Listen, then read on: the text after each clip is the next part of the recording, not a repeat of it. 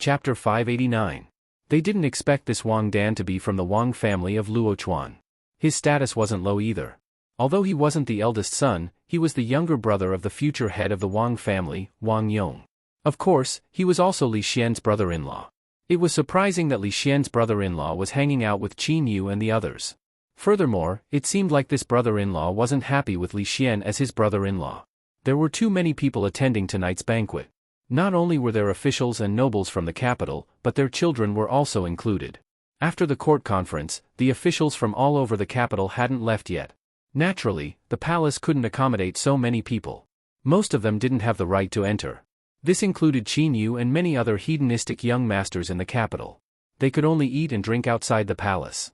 Even though the Wang family was one of the largest families in the Jing kingdom, the two juniors were only able to sit in a remote corner. If they moved a little further, they would be sitting outside the palace. Li Xian's seat was naturally in front. Although Li Yi didn't usually attend court, his position couldn't be measured by common sense. It was extremely close to the front. Perhaps someone had arranged it, but it was actually connected to Li Xian's.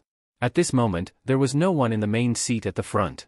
The dance in the center of the palace was extremely beautiful. Everyone was enjoying it while laughing and chatting. There weren't many days in the year when they could relax like this. In a certain corner of the hall, the young man named Wang Dan pouted his lips, his face full of arrogance. "Are you unhappy?" Wang Yong asked his younger brother. Wang Dan snorted coldly. It was clearly written on his face. Wang Yong knocked him on the head and said, "Even father values Uncle Li very much. What do you know at such a young age?" "He's a bad guy," Wang Dan said coldly as he glanced in a certain direction in the palace. "Bad guy." The smile on Wang Yong's face disappeared. He said word by word, "Wang Dan, do you know who you are?" Wang Dan had never seen his elder brother show such an expression. His body trembled and his face paled. Wang Yong looked at him and said seriously, "What happened just now? Tell me in detail. Don't hide anything." Wang Dan shivered and said, It's big brother Qin and the others." A moment later, after listening to his story, Wang Yong looked at him with an unconcealable look of disappointment on his face and said, "Father and I had high hopes for you. I didn't expect you to be stimulated by such a clumsy method. You really disappoint me." Big brother Qin and the others. Wang Dan had just opened his mouth when Wang Yong waved his hand and said, "Putting aside the fact that they have ulterior motives, even if they are truly upright, they are still on the King of Shu's side. The King of Shu's failed marriage proposal to your sister has already set himself against our Wang clan. As the legitimate son of the Wang clan, don't tell me you haven't thought of these things?" Wang Dan curled her lips and said, "The King of Shu is no match for him." "Why did father, shut up?" Wang Yong's voice turned cold. Even the surrounding people looked over. Wang Dan immediately retracted his neck and didn't say another word. His Highness and County Uncle Li are outstanding talents of the younger generation. They are already famous in the capital at such a young age. What right do you have to say such words? Let's not talk about the academy and the science academy. After listening to his brother's story of Li Yi and Li Xian, Wang Dan's face revealed a shocked expression. He looked in a certain direction again.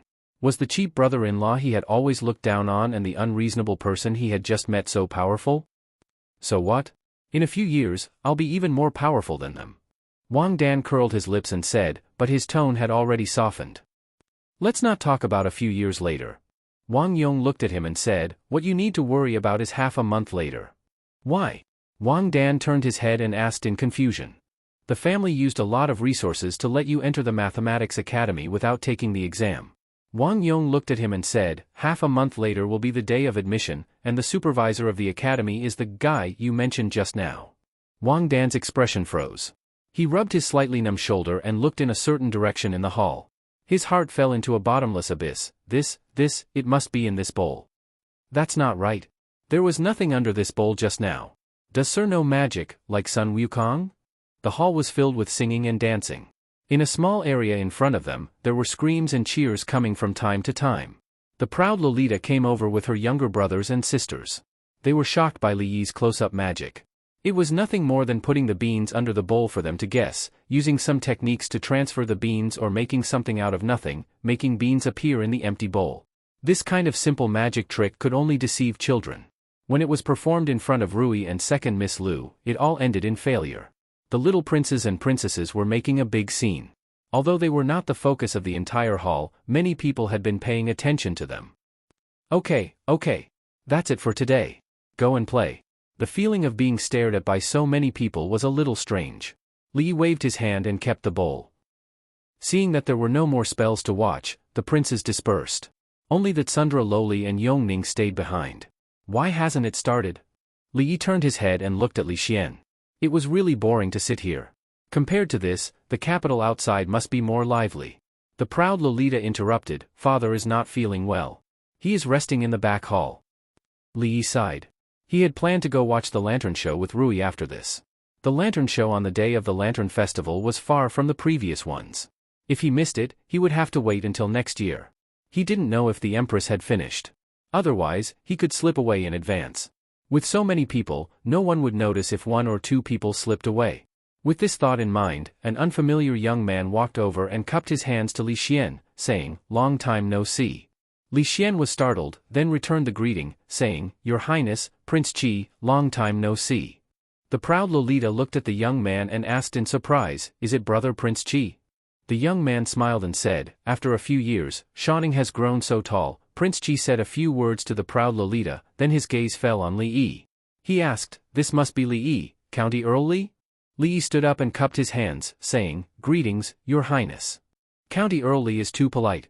Prince Qi smiled and said, "Although I am not in the capital, I have heard of County Earl Li's deeds. County Earl Li is worthy of being an outstanding talent of the younger generation of our Jing kingdom, a pillar of the country. I have long wanted to get to know you, but unfortunately, I can only meet you today." They were both princes, but this Prince Qi liked to speak the truth, leaving the hypocritical king of Shu far behind.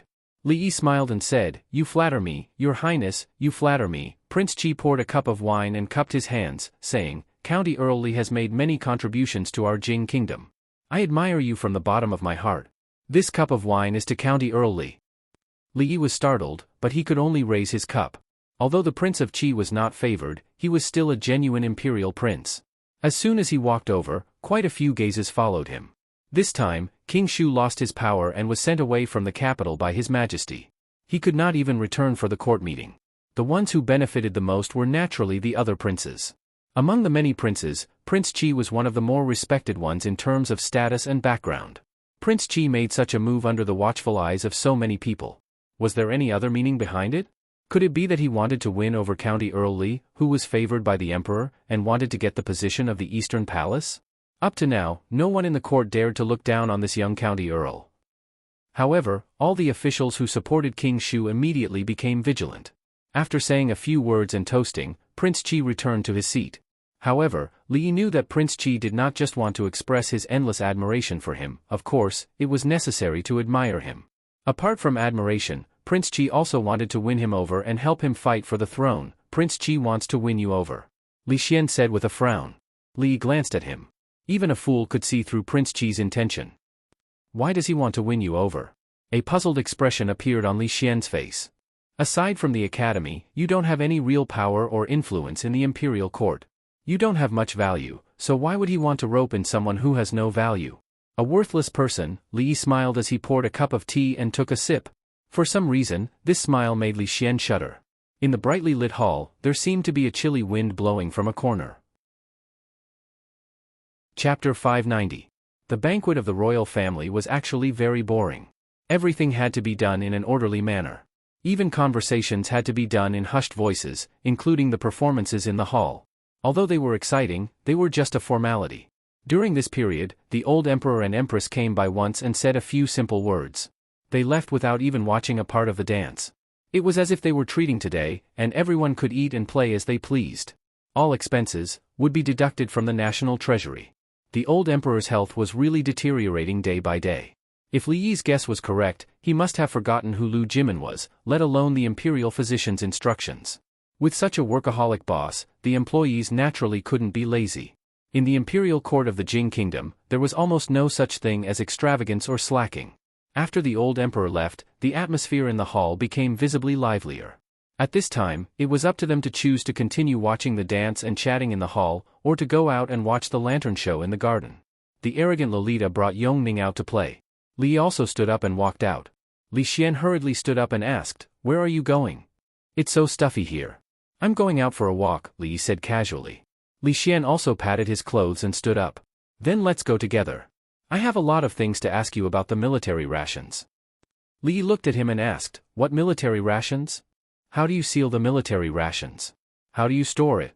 Li Xian looked at him and asked doubtfully. That day at the Shui residence, you said it. Worthless people usually don't have a good memory. Li shook his head. I've forgotten how to store the military rations. These? I don't understand. With that, he walked out leisurely. Li Xian was stunned for a moment, then immediately chased after him. Don't. Think carefully. I'm sure you'll remember, there were actually more seats outside the hall, extending out in a long line. More than 10 dancers danced in the wind, dancing elegantly. Li Yi saw a few familiar faces as soon as he walked out of the door. Young Duke Qin and a few of his followers were sitting outside, freezing like dogs in the cold night wind. They sniffled, and when they saw Li Yi walk out, their faces were filled with awkwardness, hatred, shame. Their expressions were rather complicated. Li Yi glanced at them and didn't look again. There was no sense of accomplishment playing with these guys. He decided to go to Rui's place. The Empress had accompanied the old emperor just now. A group of imperial guards rushed past them with solemn expressions. Li Xian was just fretting over how to cure Li Yi's amnesia. He stopped one of them and asked, "Where are you going?"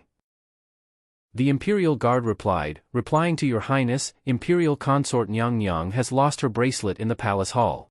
This subordinate will bring people to investigate." Li Yi was still surprised that a random guard knew Li Xian.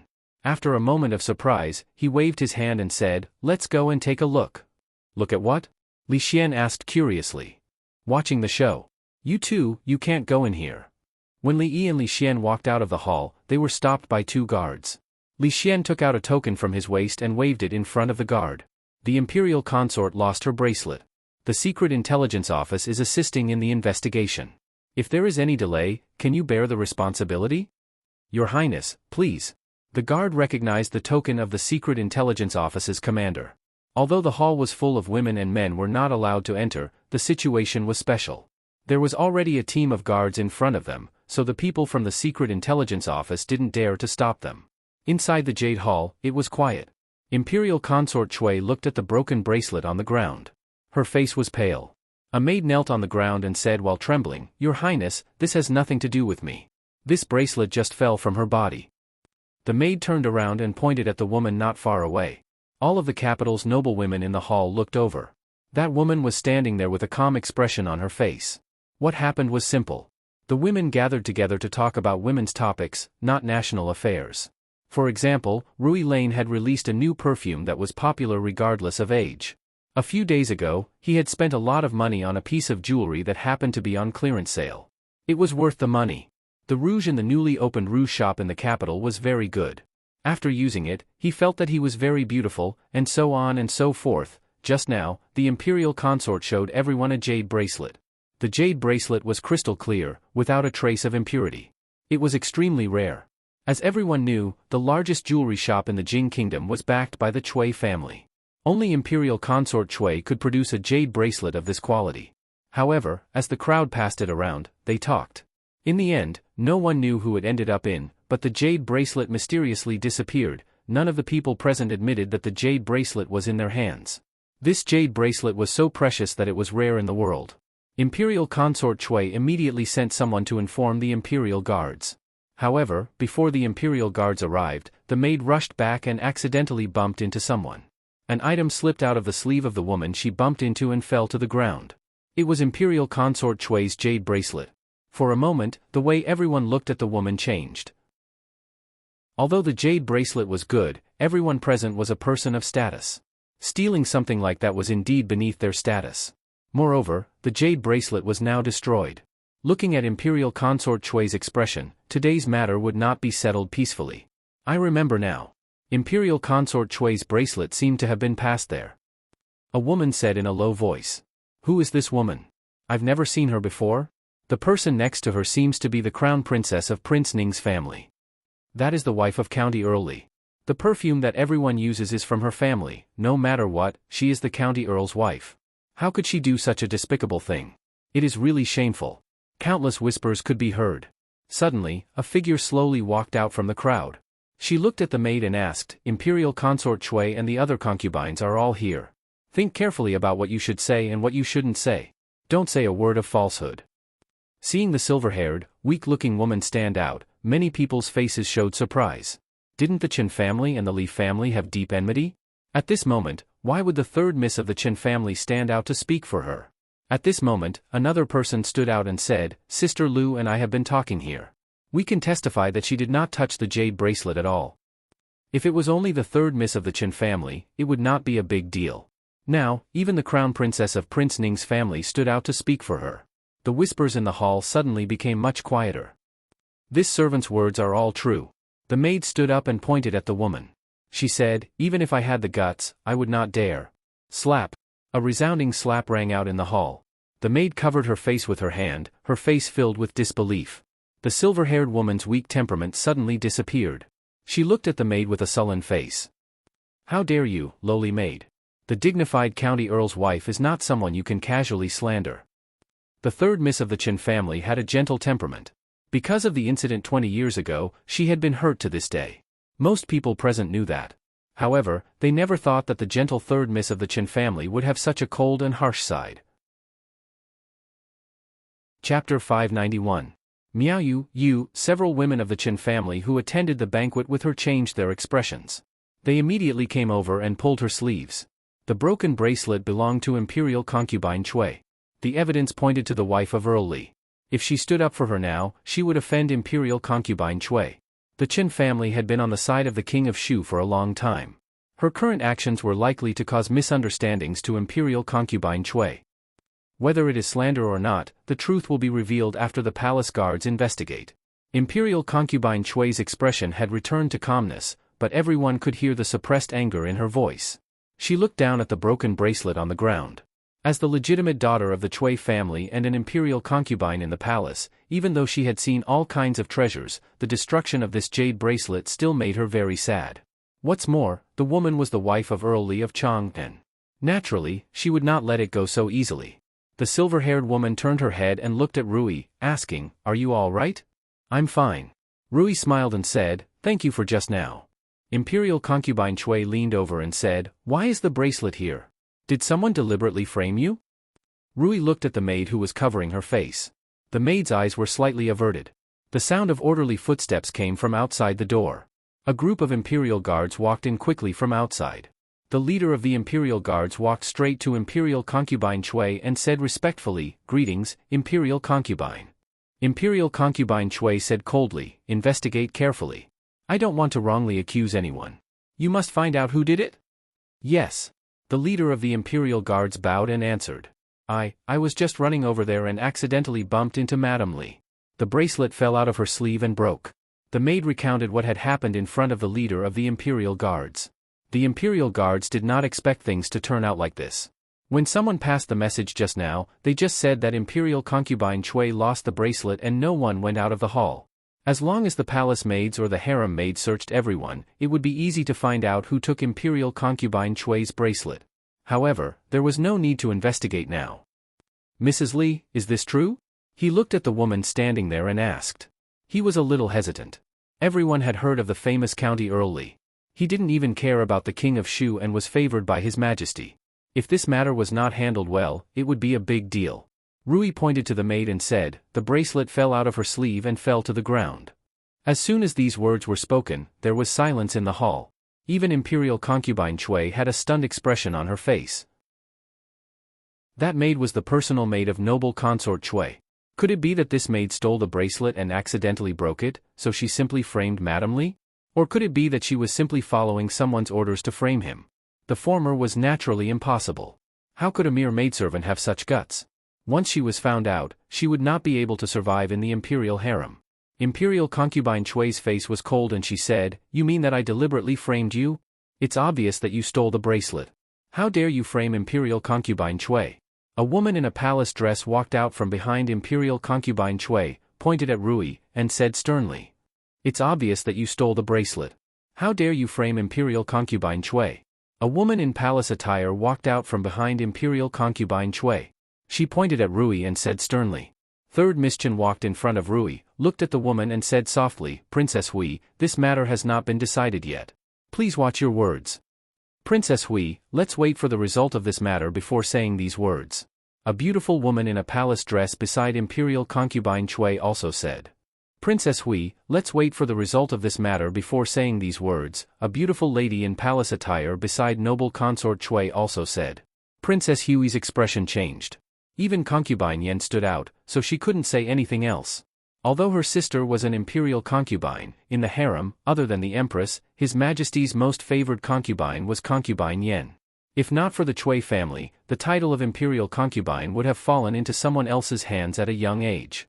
The guard leader hesitated for a moment and said, Imperial concubine, I'm afraid this matter will have to be decided by His Majesty and Her Majesty the Empress. This matter involved Guifei Nyang and Li Xianbuo's wife, so he couldn't make the decision.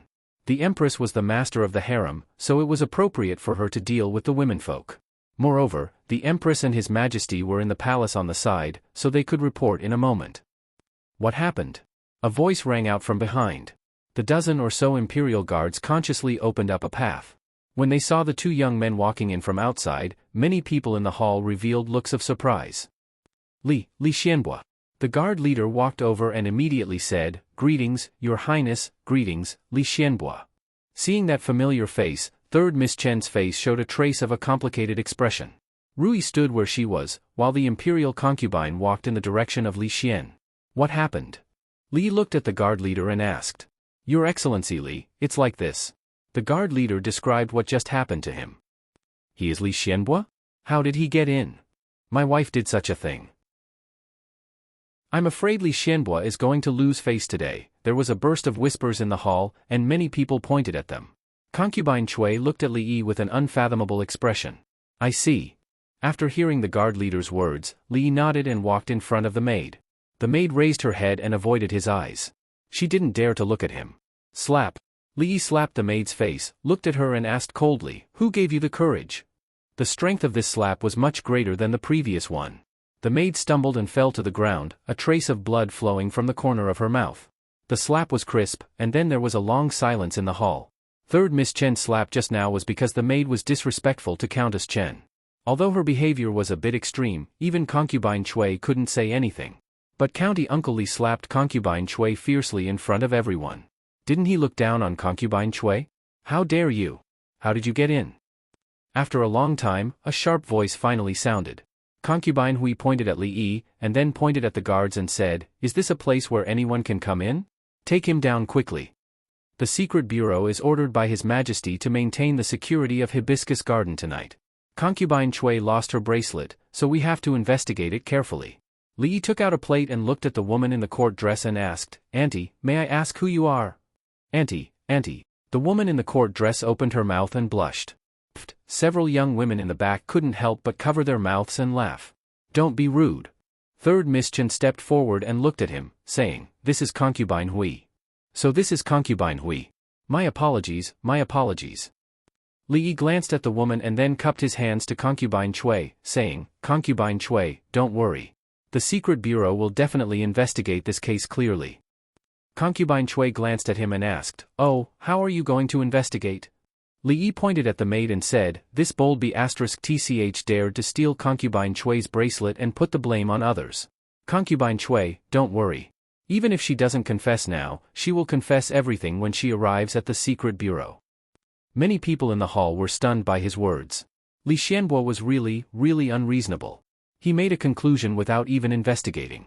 Whether the maid did it or not, when she arrived at the secret bureau, it was not up to her whether she confessed or not. Wasn't it too obvious that he was protecting Madame?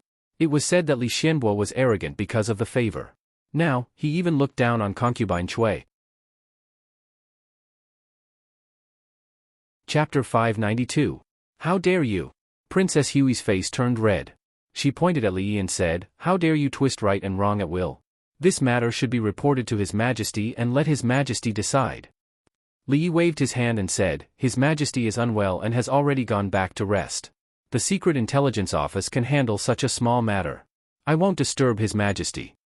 Princess Hui snorted coldly and said, Then keep him temporarily and wait for His Majesty's decision. Concubine Chui glanced at Princess Hui thoughtfully. His Majesty and Her Majesty have arrived. At this moment, a eunuch's sharp and thin voice came from outside the door. Greetings to His Majesty and Her Majesty. A group of women's voices suddenly sounded in the hall. Their voices were clear and melodious. Emperor Jing slowly walked in from outside the door with Her Majesty beside him and Princess Royal on the other side. When he walked into the hall and saw Li Yi and Li Xian, he was slightly stunned and asked, "Why are you two here?" Then he saw the Imperial Guards in the hall and asked again, "What happened here?" The leader of the Imperial Guards immediately stepped forward and said respectfully, "Your Majesty, just now, Her Majesty walked aside and talked to Prince Consort." Emingzu came over and looked at Li Yi.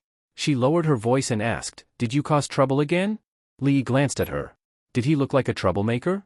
It was always trouble that provoked him. After hearing the words of the leader of the Imperial Guards, Emperor Jing's face darkened slightly. He looked back at Changde, who shook his head and said, "Impossible. How could a Grandmaster realm expert be knocked into by a maid and have something fall out of his sleeve? Even if it really fell out, it could be retrieved before the other party could react. There was no need to even think about it."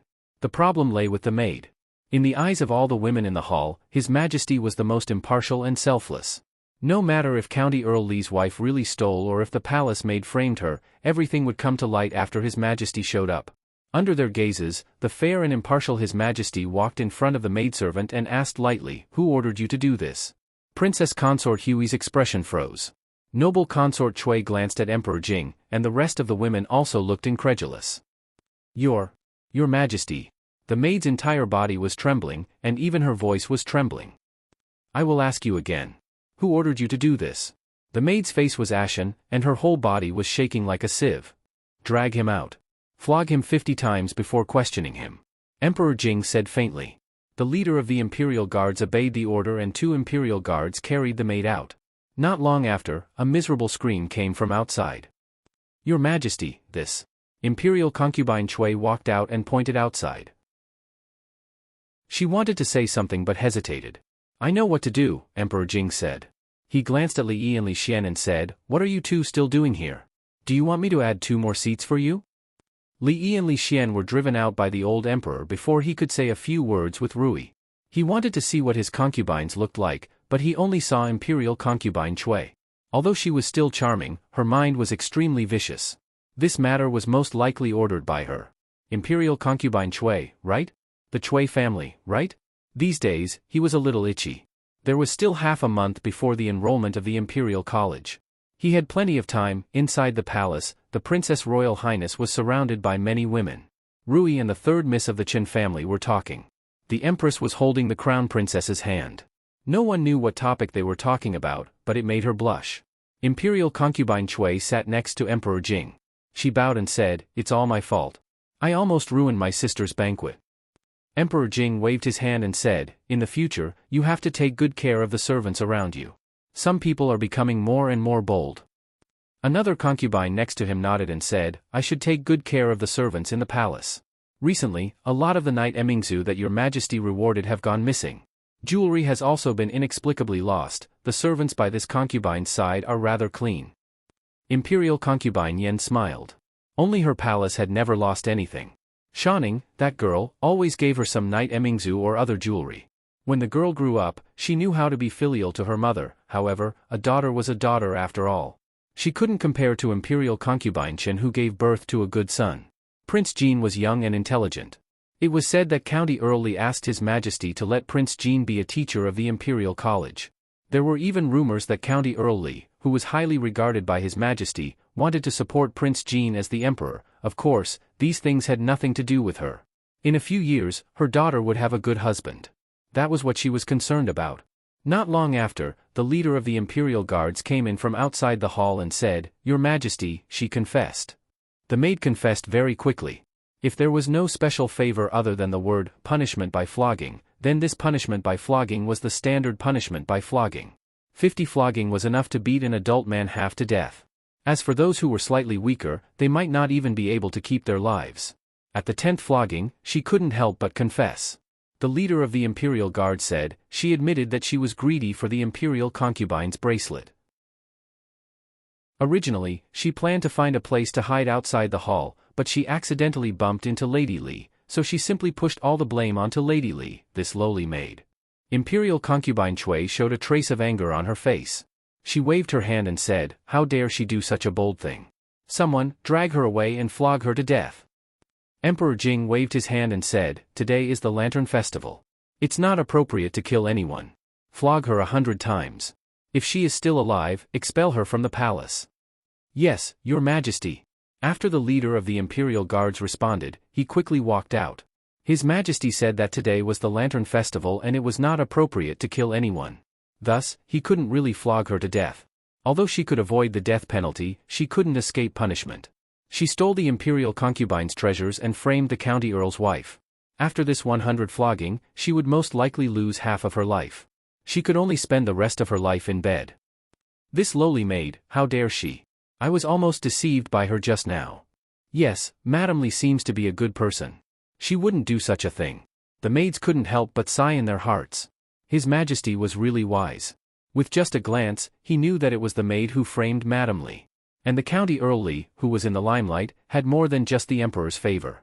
After all, if he was seriously investigated, he was disrespectful to the imperial concubine and defended Madame Lee. However, how could a little maid dare to do such a bold thing? Moreover, she was the personal maid of imperial concubine Chui. It was unknown whether there was any hidden story behind this matter. Your Majesty, I'm not feeling well. I'll leave first. Imperial concubine Chui stretched out her hand to support her forehead. There was a trace of tiredness in her voice. Emperor Jing looked at her and said, "Do you want to summon an imperial doctor?" "No, I just feel a little tired.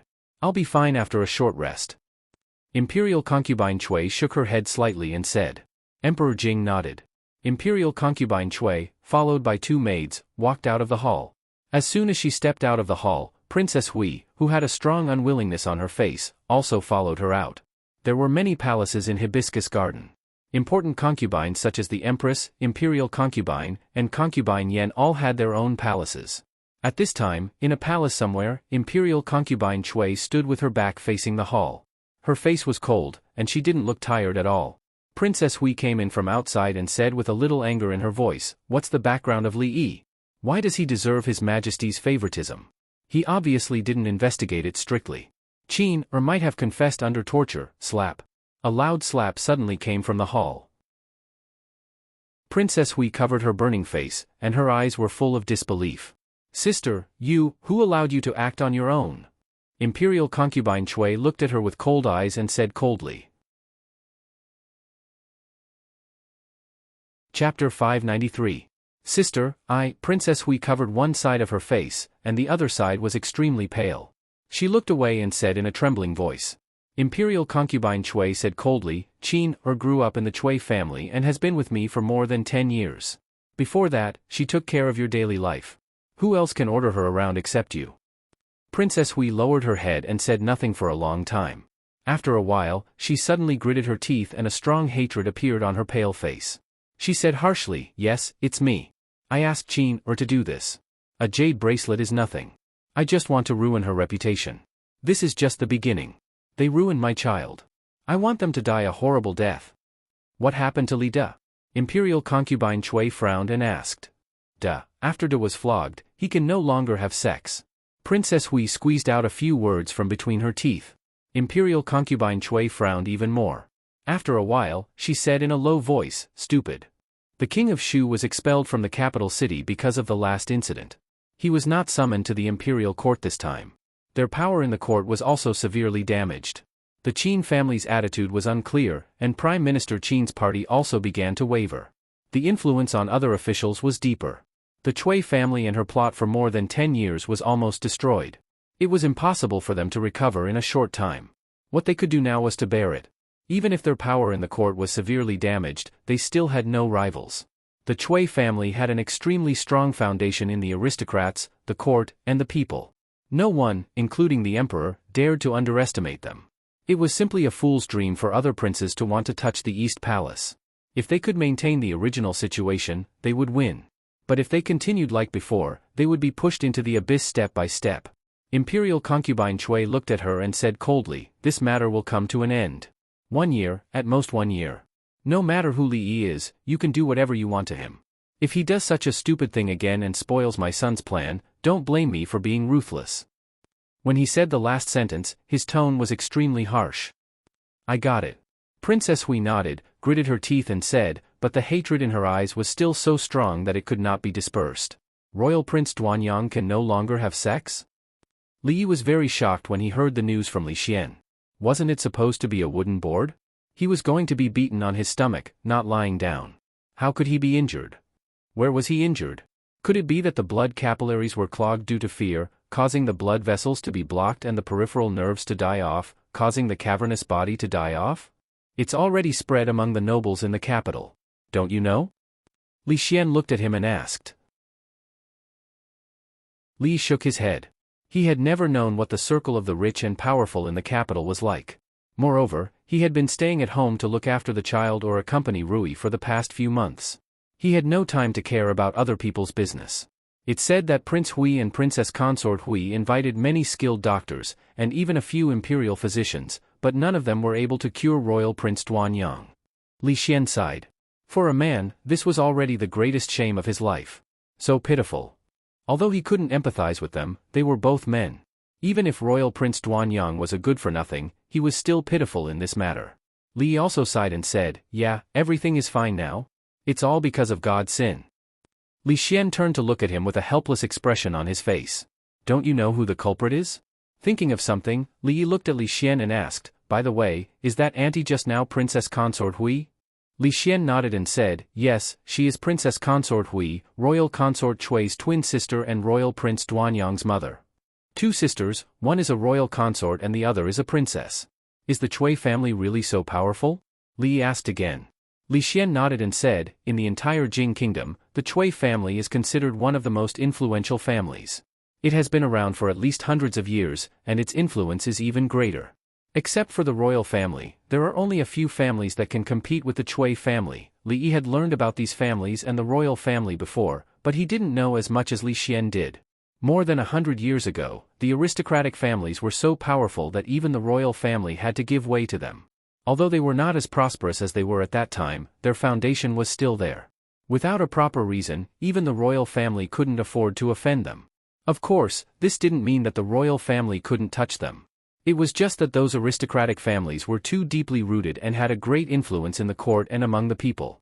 Even if the current emperor had always wanted to weaken the power of the aristocratic families, he had to take into account the stability of the people and couldn't take tough measures.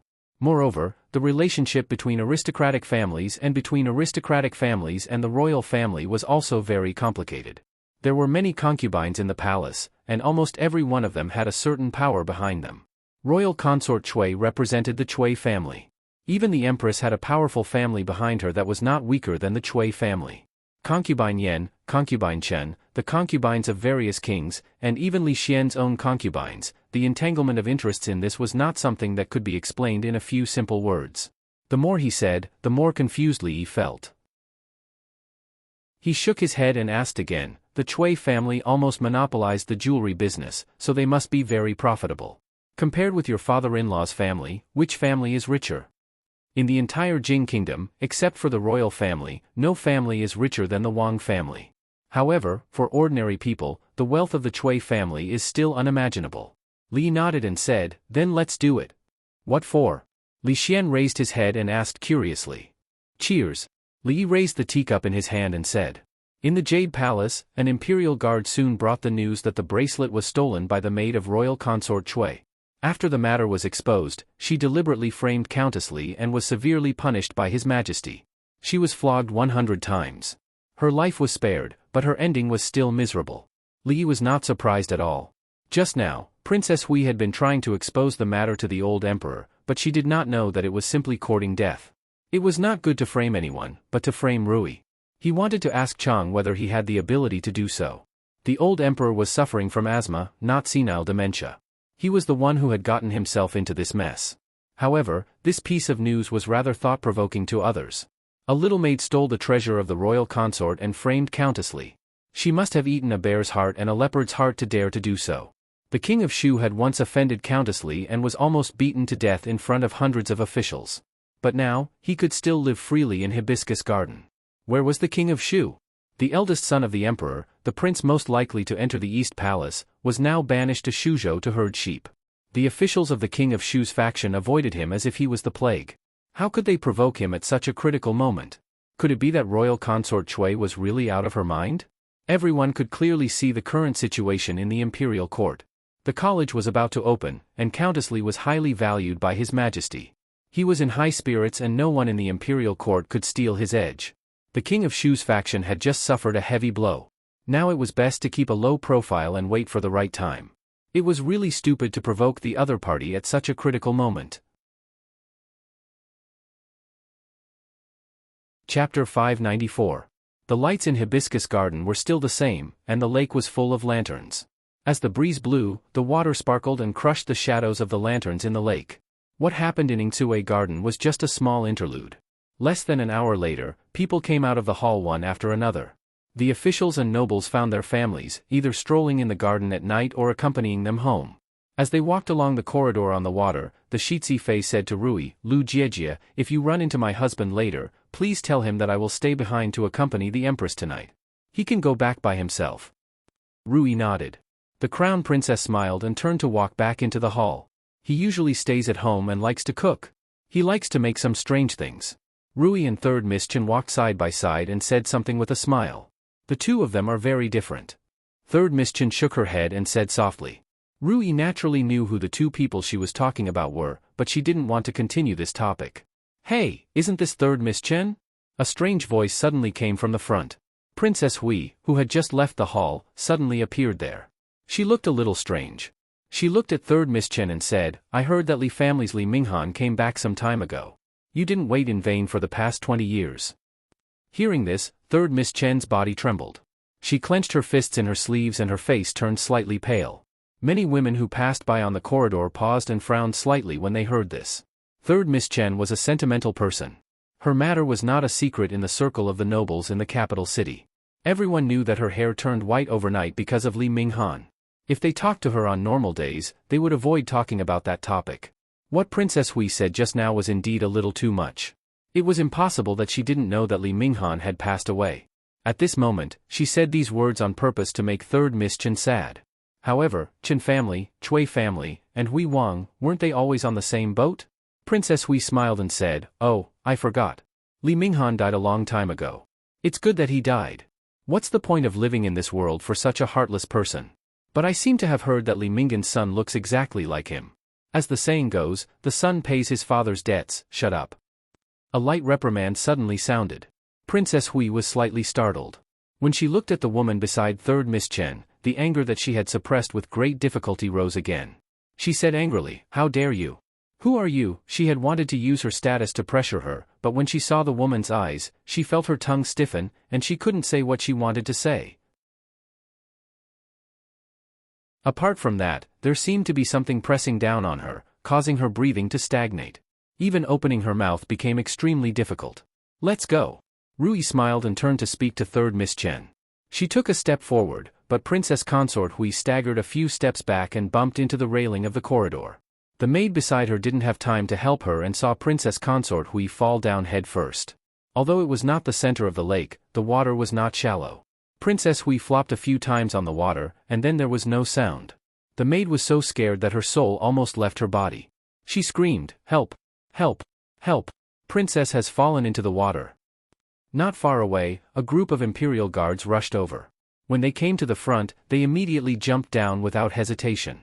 Princess Hui was soon rescued, but she fainted because of excessive shock. Seeing this scene, the woman was frightened. Recalling the scene just now, she couldn't come to her senses for a long time. Madame Li clearly didn't do anything. She just took a step forward, and Princess Hui stepped back several steps until she fell into the lake. Why did this scene look so familiar? After a while, they remembered that King of Shu was so scared by County Uncle Li's murderous eyes that he jumped into the lake. When they looked at Mrs. Li again, they couldn't help but be frightened. When they walked forward again, the crowd retreated. Third Miss Chen didn't say anything along the way. After walking out of the long corridor on the lake, Li Yi and Li Xian were waiting not far away. "You go first. I'll wait for them," Third Miss Chen said and stood there waiting for the woman of the Chen family. Rui glanced ahead and didn't say anything. After saying goodbye to her, she walked straight ahead. "Did concubine Chui do anything to you just now?" Li Yi asked Rui in the carriage after leaving Furong Garden. Rui shook her head and said, "What could she do to me?" She helped Li Yi adjust his collar and said with a smile, "My husband, you forgot that I'm very powerful." "No, I still can't take this lying down." Although what happened tonight didn't affect Rui much, courtesy demanded reciprocity since ancient times was a traditional virtue. Traditional virtues couldn't be lost.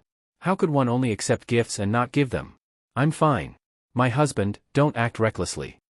Rui looked at him and said in a low voice.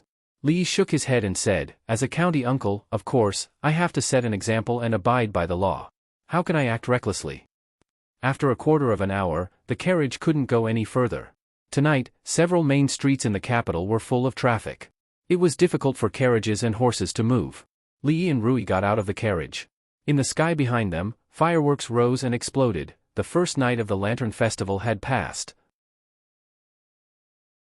According to the situation in previous years, the residual heat of the Lantern Festival would probably last for 2 or 3 days. After the Lantern Festival, the New Year's festival was finally over. For the ordinary people in the capital, life returned to peace and it was time for another busy year. However, for the officials in the imperial court, the word peace had nothing to do with them. No matter when, there were countless undercurrents surging in the imperial court. A little carelessness would cause one to be involved and be doomed eternally. Last night in the hibiscus garden, the wife of County Uncle Li was framed by the personal maid of concubine Chui. This was one of the undercurrents, which was regarded by everyone as some kind of action of concubine Chui. After all, everyone knew that County Uncle Li and the King of Shu were completely on the opposite side. The more he was valued by the emperor, the worse it was for the King of Shu. In front of so many people, Princess Hui was surprised by Third Miss Chen's sarcastic remarks, which made many people puzzled. The Chen family was the closest ally of the King of Shu and was also on the same path as Prince Hui. If the two families hadn't fallen out, how could Princess Hui say such words in public? They didn't know when it started, but they gradually began to understand these things. But there was one thing that everyone was very clear about. That was, the faction of the King of Shu, which was once powerful enough to control the imperial court, seemed to be gradually declining. Early in the morning, at the gate of the Chen family, a young man came forward and handed over an invitation, saying, "Please send a message that Prince Duanyang is here to visit old Marquis Chen." The gatekeeper of the Chen family looked at the young man a few more times and thought, why did Prince Duanyang come at this moment? The second master is angry and probably won't be nice to him. However, Prince Duanyang was different from others. No matter what, he had to bring him in first. The servant of the Chen family invited Prince Duanyang in, and a middle-aged man came out. "Who is this?" Chen Chang's expression was somewhat ugly as he asked coldly. The servant hurriedly said, "Second master, this is Prince Duanyang. His mother was reprimanded by concubine Chui last night and ordered him to come to the Chen family's mansion early this morning to admit his mistake." Knowing that the person in front of him was the second master of the Chen family, Prince Duanyang immediately cupped his hands and said, "I am Li Da." Before he could finish his words, he felt a sharp pain in his chest and was kicked out of the door. Prince Duanyang covered his chest with his face twisted in pain. He raised his head and looked at the middle-aged man in front of him with a look of disbelief. "Get lost." Chen Chang's face was gloomy and his eyes flashed with killing intent. He spat out a word coldly. Chapter 595. In the hibiscus garden on the night of the Upper Lantern Festival, Consort Hui reopened the scar in Third Miss Chen's heart in front of many people. The next day, Second Master Chen broke 2 of Prince Duanyang's ribs with a kick. The 2 most reliable allies of the King of Shu turned against each other. Countless people sighed in their hearts. They were getting more and more confused by the world. The Chen and Chui families were almost on the same side. Prince Hui and Chui were also on the same side. In this way, the Chen and Prince Hui could only wear the same pair of pants. The relationship between the two families was known by all the officials and nobles in the capital city. But why did the two families stab each other in the back recently? No one knew what happened to Prince Duanyang after his 2 ribs were broken. It was Consort Chui who would have a headache because of this. Consort Chui must have had a lot of headaches these days. Li had not left his house for 2 days. The academy was about to open and the old emperor placed great importance on it. No matter what, he had to pretend that he was seriously preparing for it and that he would not hesitate to risk his life for the good of the country. Moreover, he didn't go out for 2 days because he was doing something more important. But now, he was leaning against the door and watching the show. Fang was driven out of the house by his wife with a broom. His wife put her hands on her waist and scolded him for being a wastrel. The cause of this incident was when old Fang went to fight for the hero ranking. In the end, he could not control his strength and ended up seriously injuring the elite ranked on the heaven ranking list whom he challenged. He had to pay dozens of taels of silver for his medical expenses, and old Fang's wife was worried about the money. Hence, this scene happened. "Wastrel, don't come back to sleep tonight." His wife scolded angrily and went home. Fang walked over dejectedly and squatted down beside Li Yi with a depressed face. Li Yi looked down at him and said, "Don't pretend. Don't go back to sleep tonight. You want it to be like this, don't you?" Lao Fang raised his head and said righteously, "Young master, what you said is wrong. When have I ever slept in the jadeite courtyard at night? Here comes work." Li Yi glanced at him and walked into the mansion. "There's a job?" Fang stood up abruptly with an excited look on his face. He immediately chased after the man. Less than an hour later, he walked out with half a green cucumber in his hand. He took a bite of it and muttered to himself in a low voice. "What are you doing with these things? Burning bricks? I don't think there are any plans to build any houses." He looked up and saw his wife standing at the door. She looked at him coldly and said, "What are you waiting for? Come back." "I'm coming." Fang sighed, and a disappointed expression appeared on his face. He shook his head, put the booklet in his bosom, and walked back with his head lowered. Back then, the Math Academy had enrolled a total of 100 students. Now, the total number of students was about 120. Getting in through the back door was common everywhere. Since the old emperor couldn't reject them, Li Yi couldn't just shut them out. There were still a few people who were forced into the academy like the little bastard. Fortunately, there were not many of them, and it was within the range that Li Yi could accept. Otherwise, if someone voluntarily dropped out, it would be hard for him to explain to the old emperor. The class schedule of the Math Academy was very scientific. There were 5 days in class and 2 days off, and 1 month in the winter and summer vacations. Classes were held from 8 a.m. to 12 p.m., and from 2 p.m. to 6 p.m. There were also breaks between classes. There were no self-study sessions at night. It was very humane. Learning mathematics for 8 hours a day was actually very painful. However, it was a piece of cake for the students who could read the 4 books and 5 classics for a lifetime. This kind of high-intensity knowledge instilling could cultivate a batch of useful mathematics talents for the Jing Kingdom in a short period of time. Whether it was the schedule, the content of the classes, or even the timetable, they were all very scientific. The doctoral students from the Math Academy agreed with this. The Math Academy had been separated from the Math Academy. Currently, the doctoral students from the Math Academy were temporarily under Li Yi's command. They were the first to come into contact with the new mathematics, so their starting point was much higher than the students from the Math Academy. As teaching assistants, they would listen to the lectures and assist the doctoral students in teaching. A doctoral student from the Math Academy held the timetable in his hand. He looked up at Li Yi and asked curiously, "Sir Dean, aren't you going to teach the students?" There was something wrong with the timetable in his hand. Why wasn't the most important dean's name on it? Li Yi glanced at him and said, "The dean's responsibility is to provide strategic support for the mathematics school in the general direction and to oversee the overall situation. If he has to do something as trivial as teaching, then what's the point of having teachers like you?" Another doctoral student next to him glared at the fellow who had just spoken and said with a smile, "Sir Dean, you're right. We'll definitely remember your teachings in the future and live up to His Majesty's expectations. We'll cultivate top-notch mathematics talents for the Jing Kingdom." In the end, there were still subordinates who could understand his good intentions. Li nodded and said, "His Majesty isn't here yet. I'll go in and take a nap. Wake me up when His Majesty arrives." The old emperor attached great importance to the Math Academy because it could save him a lot of money. Therefore, on the 2nd day of the 2nd month, which was the opening day of the academy, even though he was ill, he would still bring a few important officials from the imperial court to cut the ribbon and preside over the opening ceremony. At the same time, he would encourage the students so that they would establish a correct outlook on life and study for the rise of the Jing Kingdom. As the dean of the Math Academy, he naturally had a special place. For example, he could have a huge office all by himself. The bed was also very big, so he could sleep, or use it to oversee the overall situation. It was perfect for providing strategic support for the Math Academy. The old emperor came very quickly. Li was woken up not long after he slept. This time, the lineup of leaders for the inspection was very powerful. Prime Minister Qin did not come, but Prime Minister Shen followed the old emperor. The leaders of the 6 ministries came in person, which gave the Math Academy a lot of face. In the sports field behind the academy, Jing Di stood on the rostrum and waved to the students below. He said, "You are all the future pillars of the Jing Kingdom.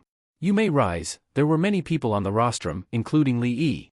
However, when the old emperor was standing, no one dared to sit down. After he finished speaking, Prime Minister Shen went up to speak again.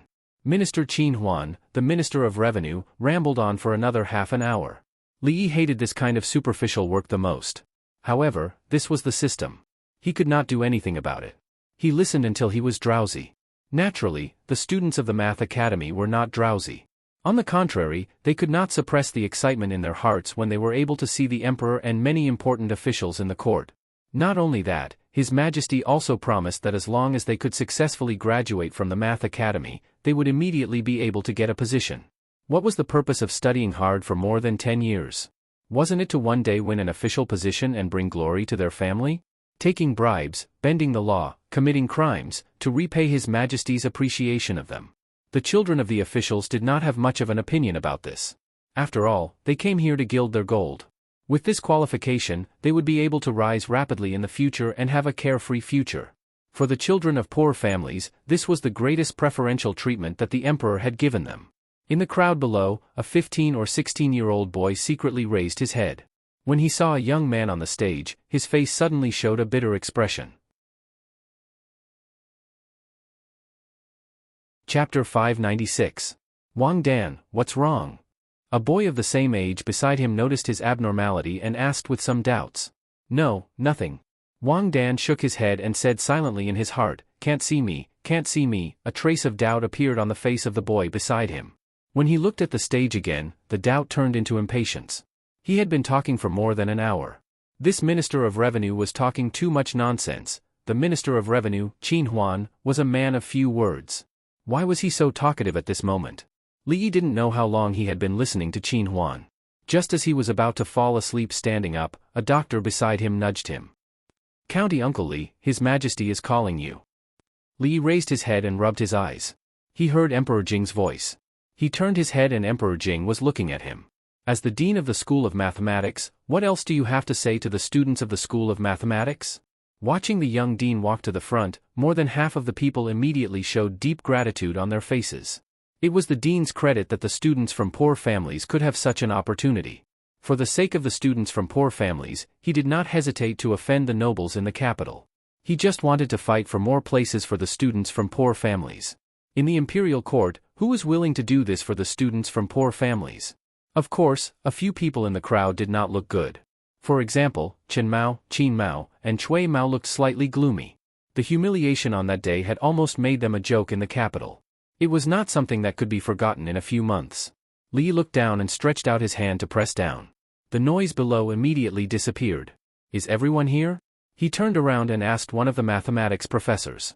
The doctor of mathematics immediately said, in reply to the dean, the 120 students of the School of Mathematics are all here.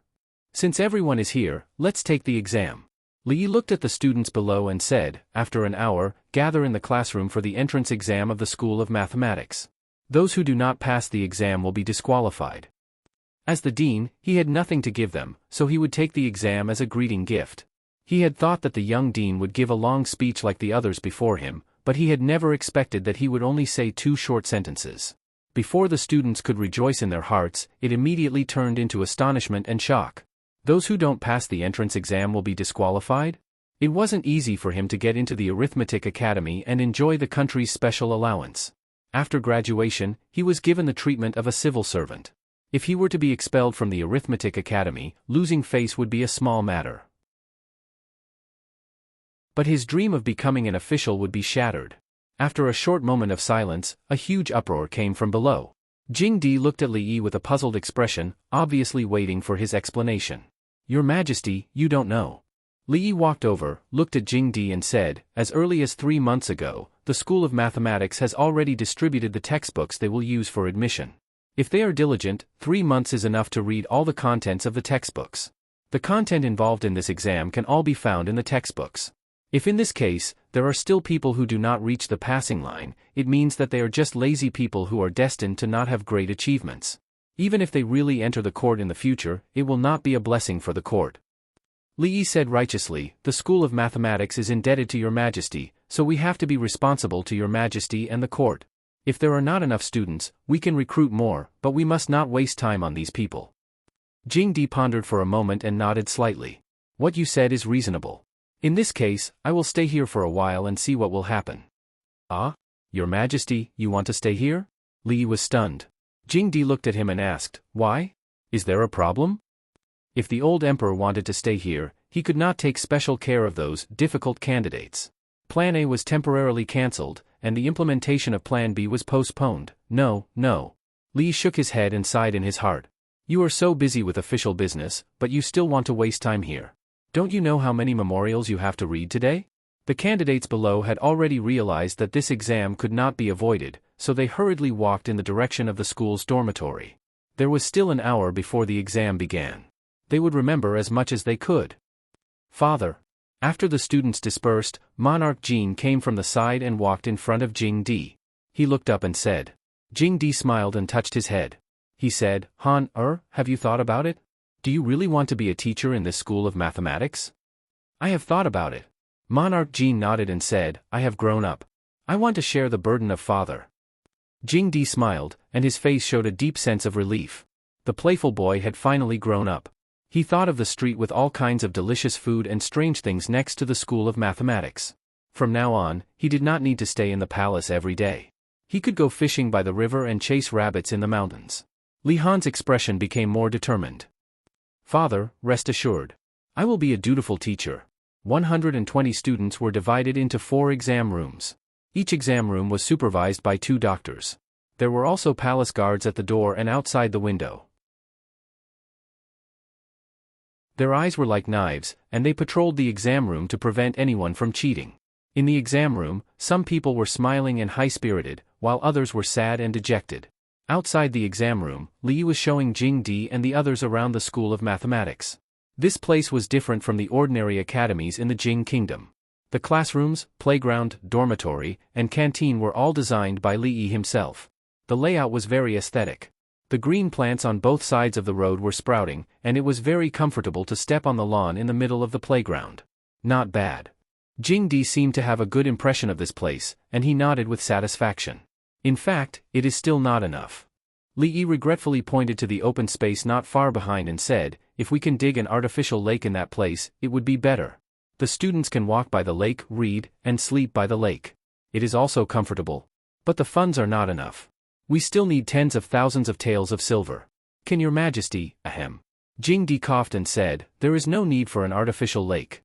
This year, the national treasury is tight, and we need to save unnecessary expenses. Why was it unnecessary? In the summer evening, if the rocking chair was moved to the lake under the tree, the breeze would blow from the lake, and the cicadas would sing. If one was in the mood, they could fish and have a barbecue at night. What a beautiful picture it would be. They could not only think of letting the School of Mathematics export talents for the country. The necessary humanistic care was also indispensable. The old emperor was too poor now. They had to find a way for him to earn some money. When the national treasury was a little full, he would be embarrassed to not pay for the School of Mathematics to dig the lake. Ding, the ringing of the bell meant that the exam was over. All the students walked out of the exam room. Some looked up at the sky, and some looked down at the ground. They did not expect to encounter such a thing on the first day of school. They were really not mentally prepared. For some of them, today was the day they entered the school, and also the day they were kicked out of the School of Mathematics. It was a half-day tour of the school, and they could also pay homage to the emperor and the ministers in the court. It seemed that, it was not a loss. Chapter 597.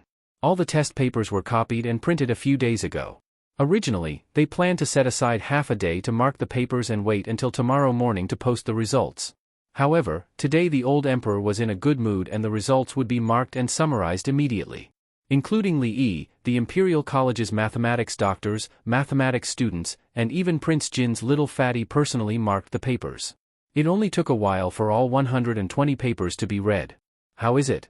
Emperor Jing came over and looked at Li Yi and asked.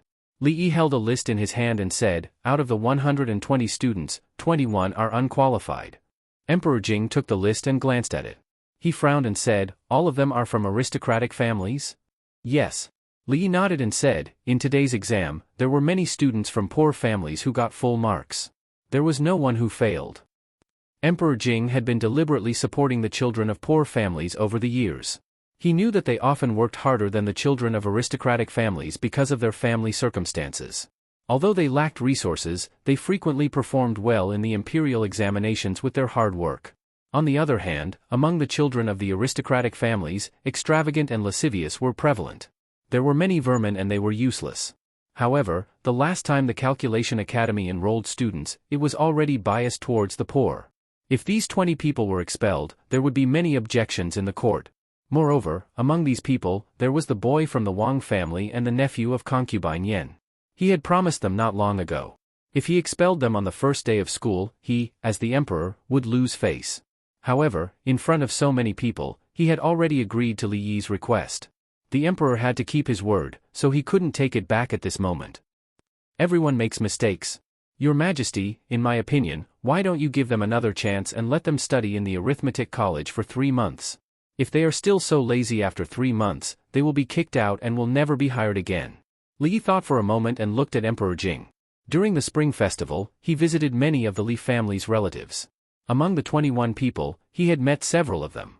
If he was so heartless, it would be hard for him to meet them in the future. As for the little bastard of the Wang family, the business between the two families had just started, so it was not good for him to disrespect the Wang family. In addition, the boy surnamed Jing seemed to have some relationship with concubine Yen. He was a proud girl, so it was not good for him to disrespect the Wang family. Of course, he couldn't purposely keep this bunch of disappointing fellows, or else he wouldn't be able to convince the masses. All students should be treated equally. After all, impartiality, fairness, and impartiality were his principles in doing things. It's good to know your mistakes and correct them. Emperor Jing looked at Li Yi with satisfaction, nodded and said, "That's good. Give them a chance, lest they say that the college is not tolerant." "But, Your Majesty, look, Qin Zhong and Chen Hao." Li Yi pointed at the names of the two people and said, "They scored 100 points on the test paper, but they didn't even score 10 points. It's too unreasonable." Qin Zhong, the eldest son of the Qin family's third branch, and Chen Hao, a son of the Chen family's side branch. Emperor Jing glanced at them and said faintly, "Rotten wood cannot be carved. These two people should be expelled directly." Li Yi counted with his fingers. 13 minus 2, there were still more than a dozen? There was still more to come. There was no hurry, there was still a long way to go. However, he could only stop here for today. After all, he had to be fair and just. The results of the entrance examination were posted on a high wall in the arithmetic college. According to a doctor, this wall would be specially used to post examination results.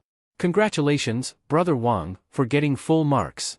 "Brother He, don't make fun of me. Aren't you the same?" "Sigh, it's a pity. Just 1 point.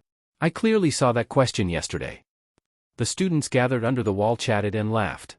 At this time, the results had been posted, and it was clear at a glance whether they passed or not. Most people breathed a sigh of relief, and because of the score, they began to compete with their friends. Of course, this wall was an honor roll for some people, but for others, it was a pillar of shame. Wang Dan stood in the corner, and his face was red. He was so embarrassed that he wished there was a hole on the ground to hide in. These few months, he only cared about playing and flipped a few pages of books at the beginning.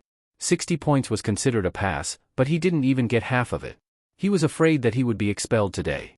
He couldn't imagine what kind of reprimand and ridicule he would receive when he returned home. A 15 or 16-year-old youth beside him patted his shoulder and said, "Don't worry, my score is worse than yours. At most, I will be expelled. Who wants to stay in this crappy place?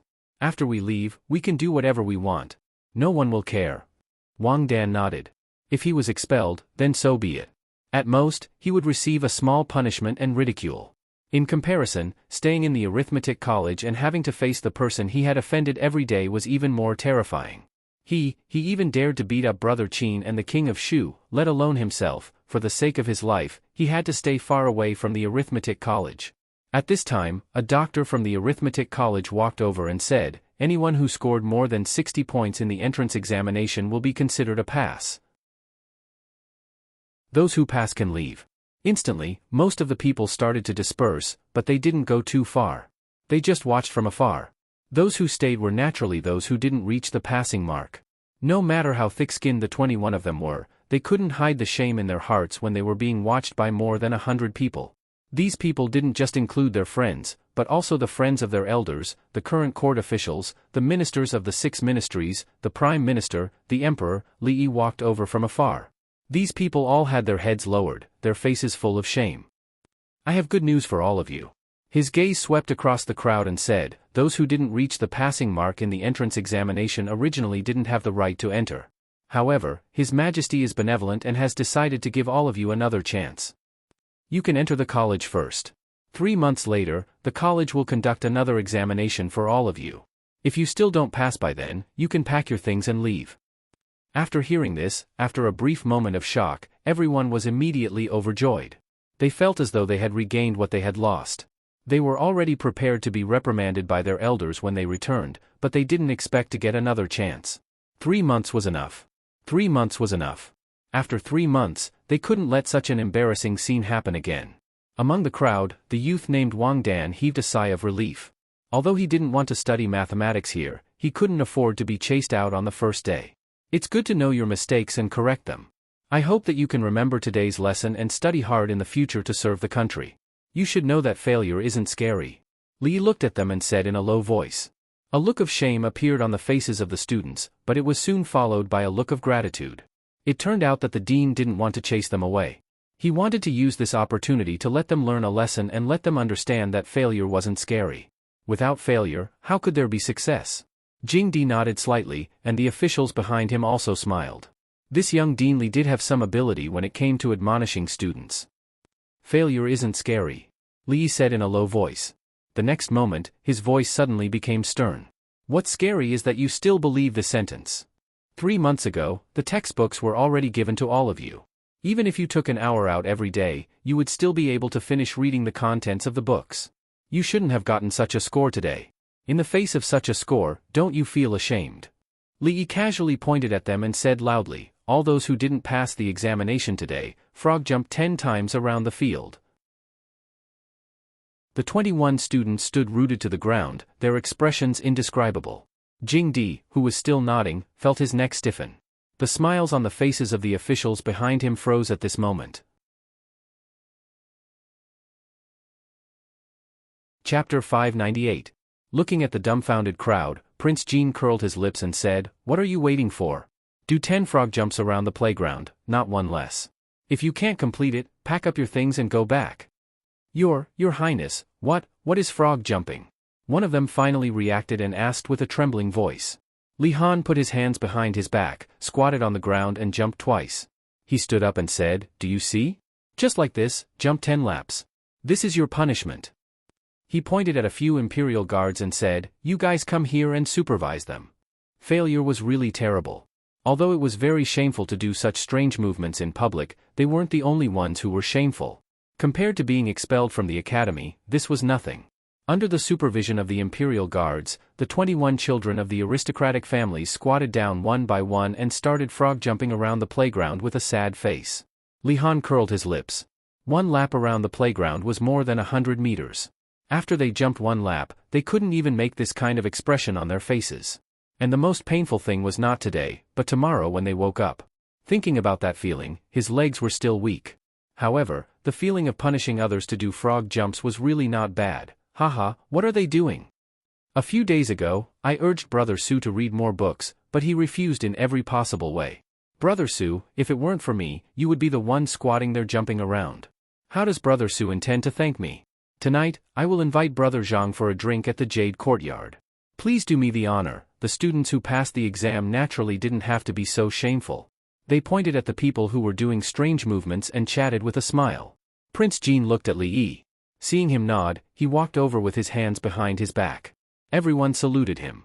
Not to mention that he was a prince, just his identity as a teacher of the academy made them automatically ignore his age.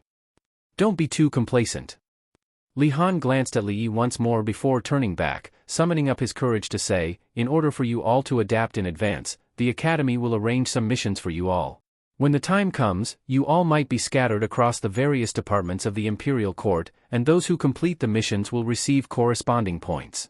There will be a test every half a year, and those who fail will still not be able to successfully graduate from the academy. The students already understood what the word graduation meant. Not being able to graduate from the School of Mathematics meant that the imperial court did not recognize one's status as a student of the School of Mathematics. Not only would one not be able to become an official, but they would also be wasting their time. No one wanted to end up like this.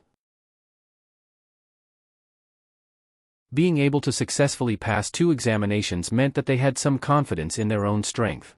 If they could really enter the royal court and do some work, it would be a process of accumulating experience for them.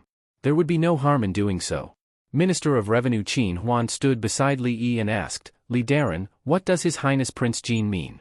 What I mean is, if you encounter any mathematical problems that you can't solve in the future, you can come to the school to borrow people. Li looked at him and said, just don't forget to pay them. Emperor Jing glanced at him and said, you are now an important minister of the imperial court. Don't always stink of money. The students of the academy will still have to work for the imperial court in the future. This way, they can improve their resumes. There are many benefits. Why talk about rewards? Thank you for your teachings, Your Majesty. The students of the academy should take the initiative to help the imperial court. Money is just a worldly possession. Li looked like he had learned something. He looked at Emperor Jing and said, I want to ask Your Majesty for some worldly possessions. I want to dig an artificial lake in the academy to build a more comfortable place for the students to study. I wonder, Emperor Jing's expression froze. He suddenly pointed to the field and said, what happened to them? Everyone looked in the direction he pointed and saw that the students who were jumping happily just now were now paralyzed on the ground. It was not until the imperial guards forced them to move forward a little bit. Li Han came over and explained, Father, you don't know this. This action looks simple, but it is very painful to persist for a long time. Emperor Jing nodded and said, in the end, they will have to enter the imperial court to become an official. For such lazy students, we should punish them and make them change their lazy nature. There was a shortage of mathematics talents in the Jing kingdom. The academy could only train about 100 people in the first batch. No one could be easily given up. After admonishing the mathematicians, Jing Di turned around and asked, where were we just now? Speaking of the artificial lake. Li reminded him. This academy of mathematics, I will leave it to you. Don't let me down. Emperor Jing covered his chest and said, I am a little tired today. I will return to the palace. Farewell, Your Majesty. The professors immediately bowed. Nearly 100 students of the Academy of Mathematics lined the road to see them off. Today, they had actually seen the emperor in the flesh. When they returned, they would brag to others. Li Yi's face was full of pity. The stingy old emperor. So many students had done their best for the future of the Jing kingdom, but he could not even satisfy this small request. It was really disappointing. The Academy of Mathematics was very close to the palace. After Emperor Jing walked out of the gate of the Academy of Mathematics, he put his hand down from his chest. His brows relaxed and he said, the money of the people and nobles in the capital has been earned by them. Now, they have come to ask me for money. The national treasury does not have extra money for them to dig a lake. The Minister of Revenue looked at Emperor Jing and with great difficulty closed his astonished mouth. He opened his mouth again and said, yes, the national treasury is tight. It can't withstand any more torment. Return to the palace. Thinking of this, Emperor Jing felt a little annoyed. He waved his hand and stepped onto the dragon carriage. How many laps has it been? Wang Dan turned his head with difficulty and looked around. Seeing that there were figures crawling with difficulty in front and behind him, he asked weakly. It was only the beginning of February, and it was chilly in spring. His clothes were all soaked in sweat, and his legs were heavy as if they were tied to 2 mountains. Even taking a step forward was very difficult. There are still 5 laps, an imperial guard behind him said expressionlessly. Thump. Hearing that there were still 5 laps to climb, a sliver of despair rose to Wang Dan's face. The last bit of strength in his body also disappeared. His vision darkened and he fell to the ground. A few steps behind him, the youth surnamed Cheng saw Wang Dan fall and also stopped crawling. His entire body lay on the ground and did not move anymore. Take them to the dormitory. Li waved his hand. It was already difficult for them to run 10 laps around the 400-meter track, let alone frog jump. Even the palace guards did not have the ability to do this. Rolling and crawling to last 5 laps was already beyond his expectations. In the academy, there were almost no problems for poor students. No one would not cherish this kind of opportunity to reach the sky in one step. Some of the sons of officials and aristocratic families still needed more training. This was a show of strength. He believed that after today, it would be much easier to lead the troops under him. The bodies of the scholars were thin and weak. In the end, no one could last 10 laps before they were carried away by the imperial guards one by one. If I had known earlier, I would have read more books. Otherwise, I wouldn't have gotten such a low score. Yeah, fortunately. Fortunately, he was just scaring us.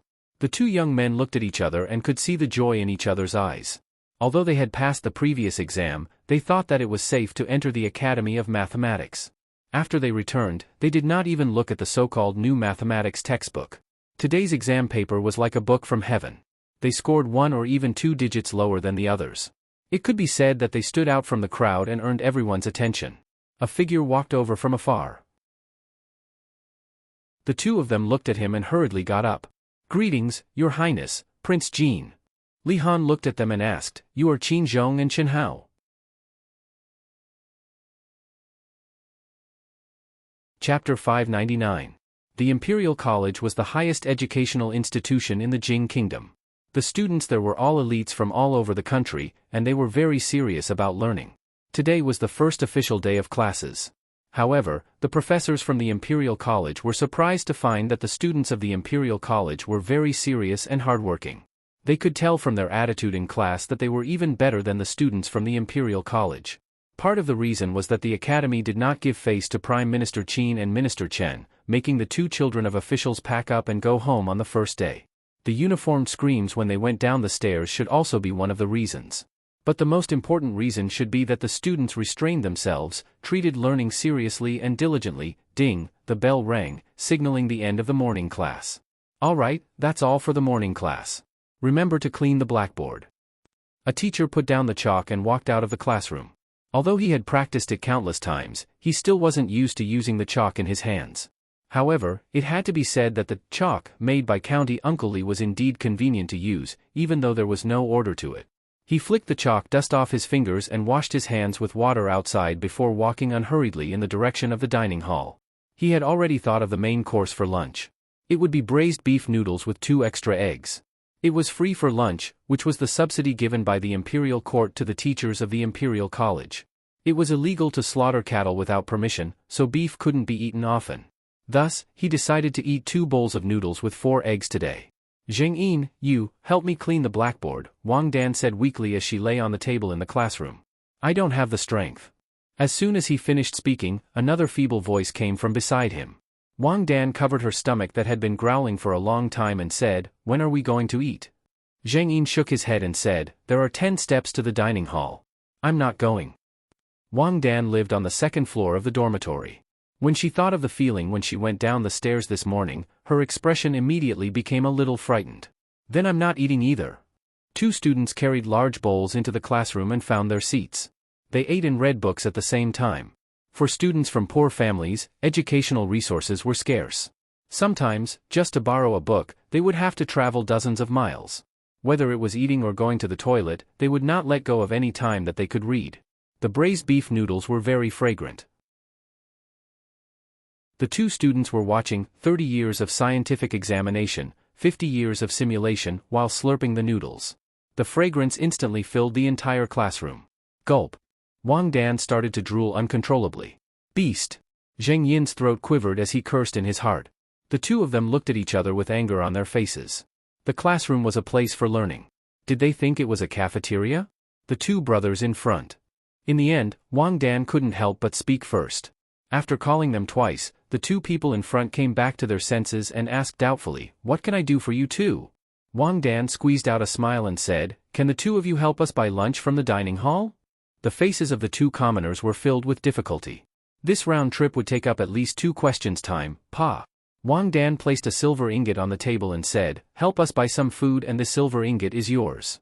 Delicious. In front of Wang Dan was a bowl the size of a human head. At this moment, he was slurping on the noodles. Although he wasn't the legitimate son of the Wang family, it was precisely because he wasn't the eldest son that he didn't have to bear much responsibility. He had been pampered since he was young, but right now, he almost cried when he saw this bowl of braised beef noodles. Beside him, Zheng Yin wasn't much better. He had been starving since yesterday. Not to mention a bowl of beef noodles, even if there was a cow in front of him, he naturally wouldn't be able to eat it. The 2 of them raised their heads and looked at each other. Instantly, they had the feeling of brothers going through thick and thin together. It was better to go through thick and thin together than to share riches. After yesterday's incident, the already close relationship between the 2 of them was once again pulled closer. "Good brother." Wang Dan took a piece of beef from his bowl and passed it to him. His arm stiffened in midair. He raised his head and asked, "Why is there so much more beef in your bowl than mine?" "Hello, Dean." In the courtyard, the young man bowed respectfully to Li Yi, his face full of awe. Wang Yong patted his brother's shoulder and said to Li Yi with a smile, "This child has been mischievous since he was young. He has caused trouble for Dean Li." "It's no trouble at all. This child is very obedient." Li Yi smiled and patted his brother's head. Wang Yong pointed in a certain direction and said to Wang Dan, "Go over there and wait for a while. I have something to say to Dean Li. The young man nodded obediently. After taking a few steps, he heard laughter coming from a room beside him. When he turned his head to look, his eyes couldn't help but widen. In the room, although young, His Highness Prince Jean, who was very knowledgeable and liked to teach students all day long, was riding on a monster and shaking it with all his might. On his face was a smile that he had never seen before. Ha, faster, faster. Li Han was riding on Pleasant Goat. The guard at the side pushed a thick pole up and down, causing the cart to shake. Li Han laughed loudly. In the next moment, he seemed to realize something. He suddenly raised his head and looked outside the door. When he saw a pair of shocked eyes, the smile on his face froze. Stop! He got off the cart, straightened his clothes, and walked to the door. With a calm expression, he said, Wang Dan, why are you here? It's over, it's over. Seeing Mr. Jin's expression, Wang Dan's heart gradually sank. He accidentally saw this side of Mr. Jin. How was he going to live in the academy in the future? In an instant, he felt like he had just escaped from the tiger's mouth and entered the wolf's den. I wonder how big the big business that Brother Li is talking about is? Wang Yong put down his teacup and looked at Li Yi with a smile. It's even bigger than the perfume and liquor business. Li Yi looked at him and said, I just don't know if the Wang family can handle it. Wang Yong was stunned for a moment. Then, the smile on his face became even brighter. Brother Li, don't worry. In this world, there is no business that the Wang family can't handle. The two of them looked at each other and smiled.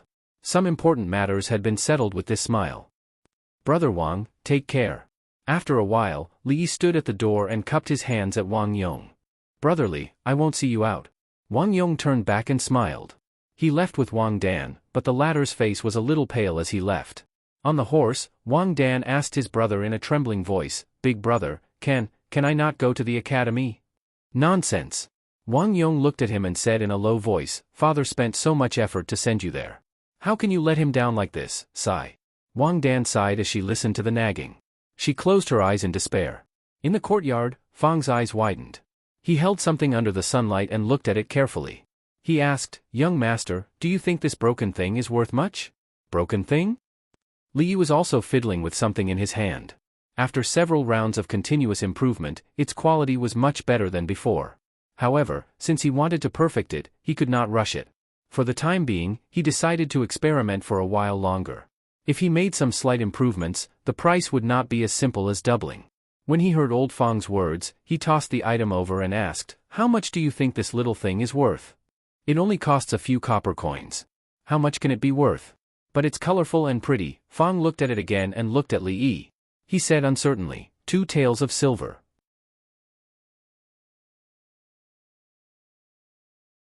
Chapter 600. Don't look at me like that again. Li Yi was searching for information in his mind. He looked up and saw that Fang's eyes were as wide as copper bells. He had been staring at him like this for at least a quarter of an hour. Ever since he knew that these pieces of junk could realize his dream of having a beautiful wife, a beautiful concubine, and a big house, he had been staring at him like this. It still doesn't work. Li Yi sighed. The colorless glass had not been baked yet. He had to find a way to remove the metal elements inside. Moreover, there were a lot of bubbles inside, which greatly reduced the visual impact. If he took it outside and said that it was a glass that was gifted by the heavens and was worth tens of thousands of gold coins, not many people would believe it. Improvement, the process had to be improved. Moreover, when the time came to do the modeling, he needed skilled craftsmen, and they had to be his own people. He would not feel at ease leaving it to others.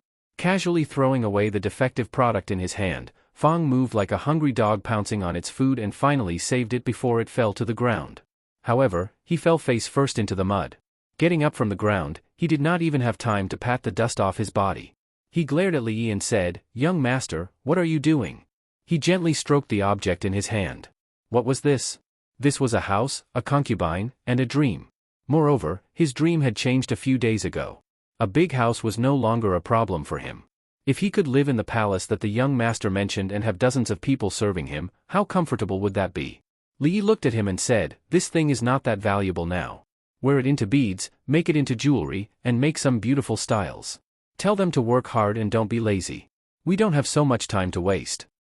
If anyone dares to be lazy, break his dog legs. Fang carefully put away the thing in his hand and strode outside. In fact, he had been the laziest during this period of time.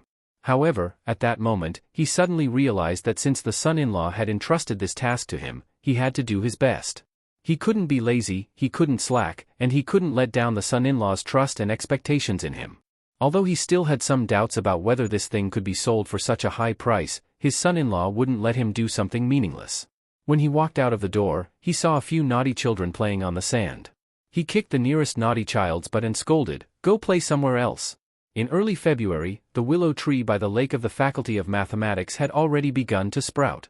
The green jade grew to the height of the tree, and thousands of green ribbons hung down. The lake water was clear, and fish could be seen swimming occasionally. A gentle breeze blew from the surface of the lake. Sitting on the grassland with a small slope, leaning against the willow tree, Renbachien held a copy of 30 Years of Scientific Examination, 50 Years of Simulation. Such a scene was naturally what Li Yi had imagined. Now, there was only a bare grassland. On the other side of the grassland, a few students who didn't finish their homework on time were frog jumping with their hands tied. Further away, there was a crowd of people watching. The bell rang, signaling the start of class. The crowd dispersed and walked quickly to the classroom. Li Han's plump body stood at the door of a classroom. The students who passed by him would greet him respectfully, "Good day, sir." He had a book under his arm. When the bell rang for the second time, he slowly stepped into the classroom.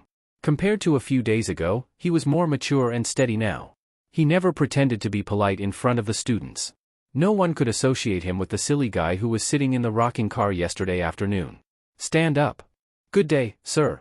A uniform voice immediately came from the classroom. There were many rules in the Faculty of Mathematics. For example, they had to do morning exercises before class in the morning. The second set of national primary school radio gymnastics was even more shameful than frog jumping. However, it was set by the dean, who didn't show his face often and had absolute authority in the faculty. No one could violate it. Gymnastics or frog jumping. This was a choice without hesitation. More than 100 rough men dancing awkwardly on the field was, of course, an eyesore. Therefore, after seeing it once, Li Yi didn't want to see it again. When the Faculty of Mathematics was recruiting students, he didn't think of getting some female students in. Although it was impossible to let them attend class together, it would be good to see them from afar after class. Otherwise, in a certain kind of upper-class society, Li Yi would really be worried that there would be a scandal in the student dormitory if he didn't see any women all year round. That would also make him lose face as the dean. However, the possibility of this proposal being passed wasn't high. Although the situation of women in the capital city had changed a lot, it wasn't to the extent that adult men and women could study together in the same classroom. On one side of the Faculty of Mathematics was the Jing Kingdom Girls' School that was still under construction. On the other side was the Science Faculty that had already been completed and would soon open. Forget about the Science Faculty, there definitely wouldn't be women. However, the Princess Royal Highness Girls' School was different. When the time came, they could organize some superficial exchanges between the students of the two Faculty of Mathematics. In time, they could change the unhealthy habits in the hearts of some of the Faculty of Mathematics. Inside the classroom, Li Han was writing something on the blackboard. He wasn't tall enough, so Li asked the carpenter to specially make a step for him. This kid was born to do mathematics, especially when there was no need for advanced mathematics. In the past year, he had already mastered elementary mathematics to a certain level. The students of the Faculty of Mathematics were actually much easier to teach and manage than the students of the future. Everyone was an adult, and they were adults with terrifying self-awareness. Those who could pass the admission exam didn't lack a foundation in mathematics. What they lacked was the ability to change and guide their thinking. For them, they were already familiar with Arabic numerals.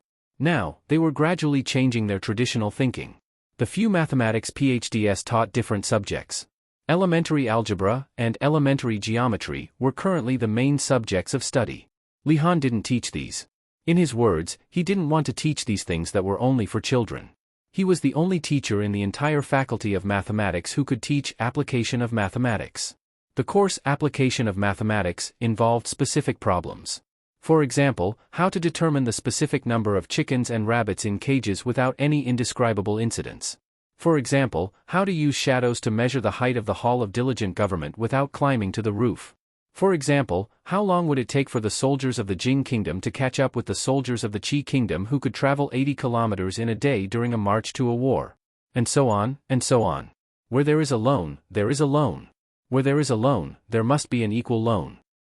Li Han wrote these words on the blackboard, then pointed at someone below and said, "Wang Dan, can you explain to me what I meant by what I said in the last lesson? A young man stood up helplessly and said, Sir, if there's a loan, there must be a loan. If there's a loan, there must be a loan. If there's a loan, there must be an equal one.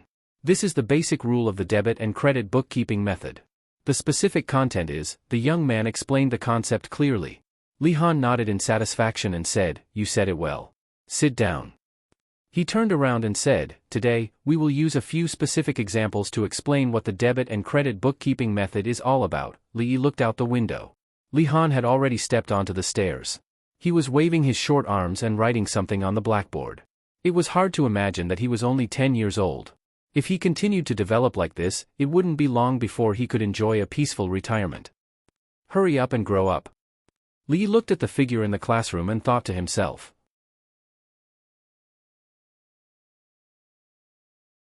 Chapter 601. As Li Yi flipped through the account books at home, Li Xian stood in front of him with a haggard face. The Academy of Sciences was about to open, but he hadn't even solved the problem of military provisions. It would be strange if he wasn't anxious. Take it. Li Yi took out a book from the drawer and threw it at him. He had paid the price of a pimple by staying up late to write it. It was all about the ideas of modern military provisions and the specific production methods. As for the problem of sealing, it was also described in detail. Some modern methods couldn't be realized, and the methods that could be adopted were very limited. Fortunately, it wasn't impossible. As long as one found the right direction and overcome one or two technical difficulties, it would be fine. This was not a difficult task for Li Xian, who had a lot of skilled craftsmen under him. Not long after, Li Xian walked out of the room with a relaxed expression. However, he was pulled over by the proud Lolita who was guarding outside the door. She glanced into the room and said in a low voice, Brother Xian, I want to ask you something. Don't lie to me. What is it? Li Xian looked puzzled. The proud Lolita pulled him to the corner and asked, Sir, were you kidnapped by Sister Rui to get married? Li Xian looked at her and said, Why are you asking this? Just tell me. The proud Lolita twisted her body and said. Li Xian nodded and asked again, Yes, what's wrong? It's really a bride kidnapping. The proud Lolita first widened her eyes. After glancing into the room again, she narrowed her eyes and looked thoughtful.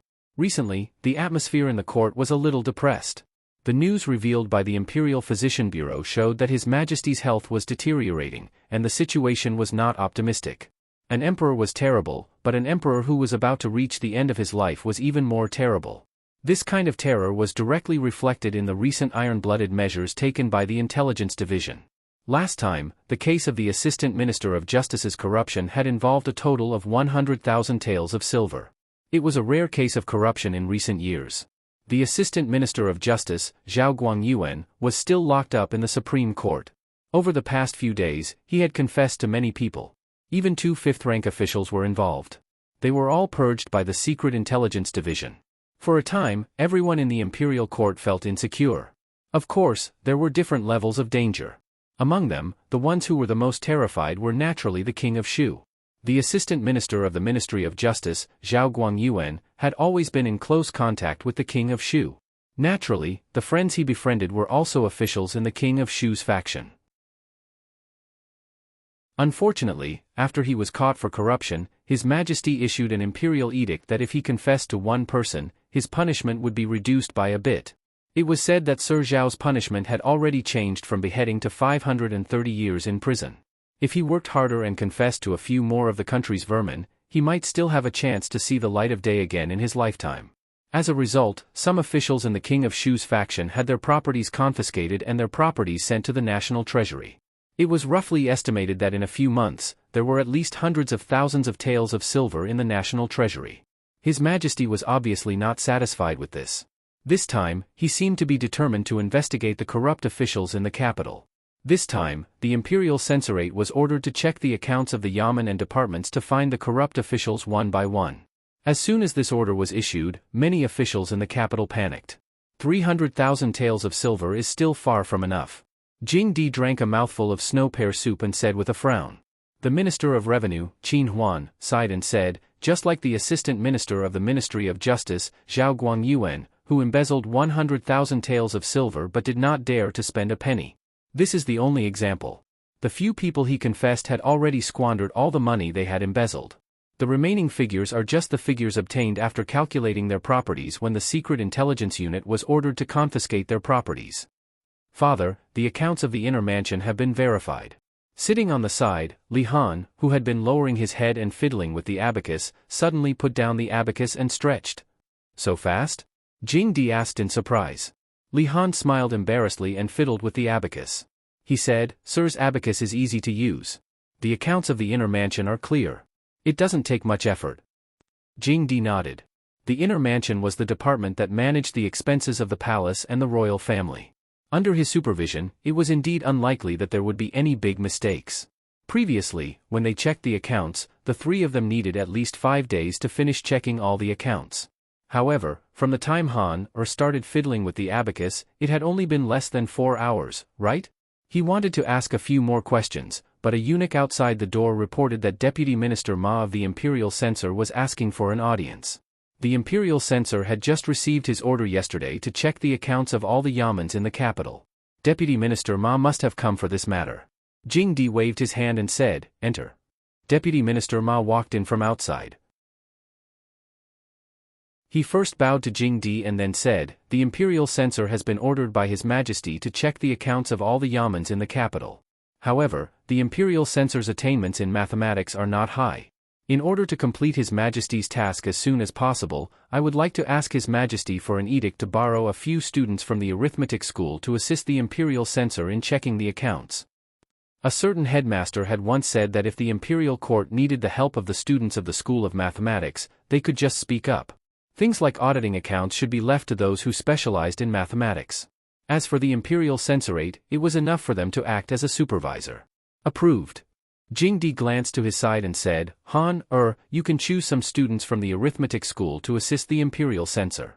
Li Han raised his head and said, Father, the students of the arithmetic school have to go out for an internship to help the court and earn credits. It must be signed by the director himself. Hearing this, Jing Di waved his hand at Deputy Minister Ma and said, In that case, you can go find Li Yi yourself. Deputy Minister Ma could only helplessly retreat after hearing this. The reason why he came to see His Majesty first was that he was worried that County Uncle Li would ask for an exorbitant price and ask for a huge reward from them. The Imperial Censor was a well-paid yamen.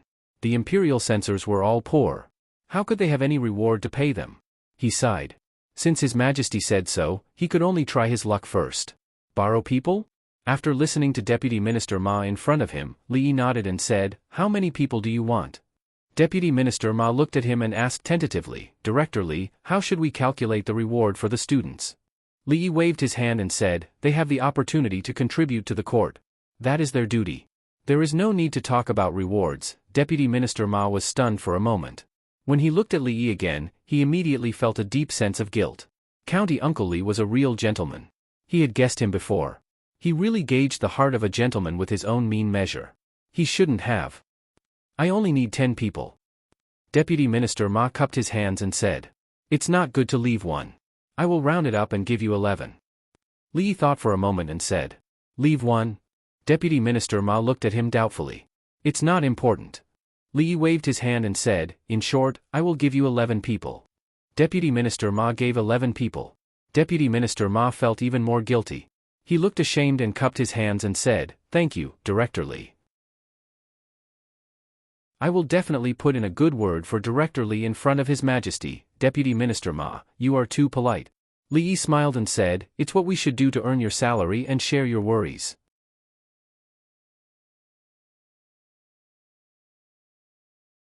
Chapter 602. There was something wrong with Fang the past few days. He always looked a little too excited. Li Yi noticed that his eyes were shining when he looked at the pile of sand at the entrance.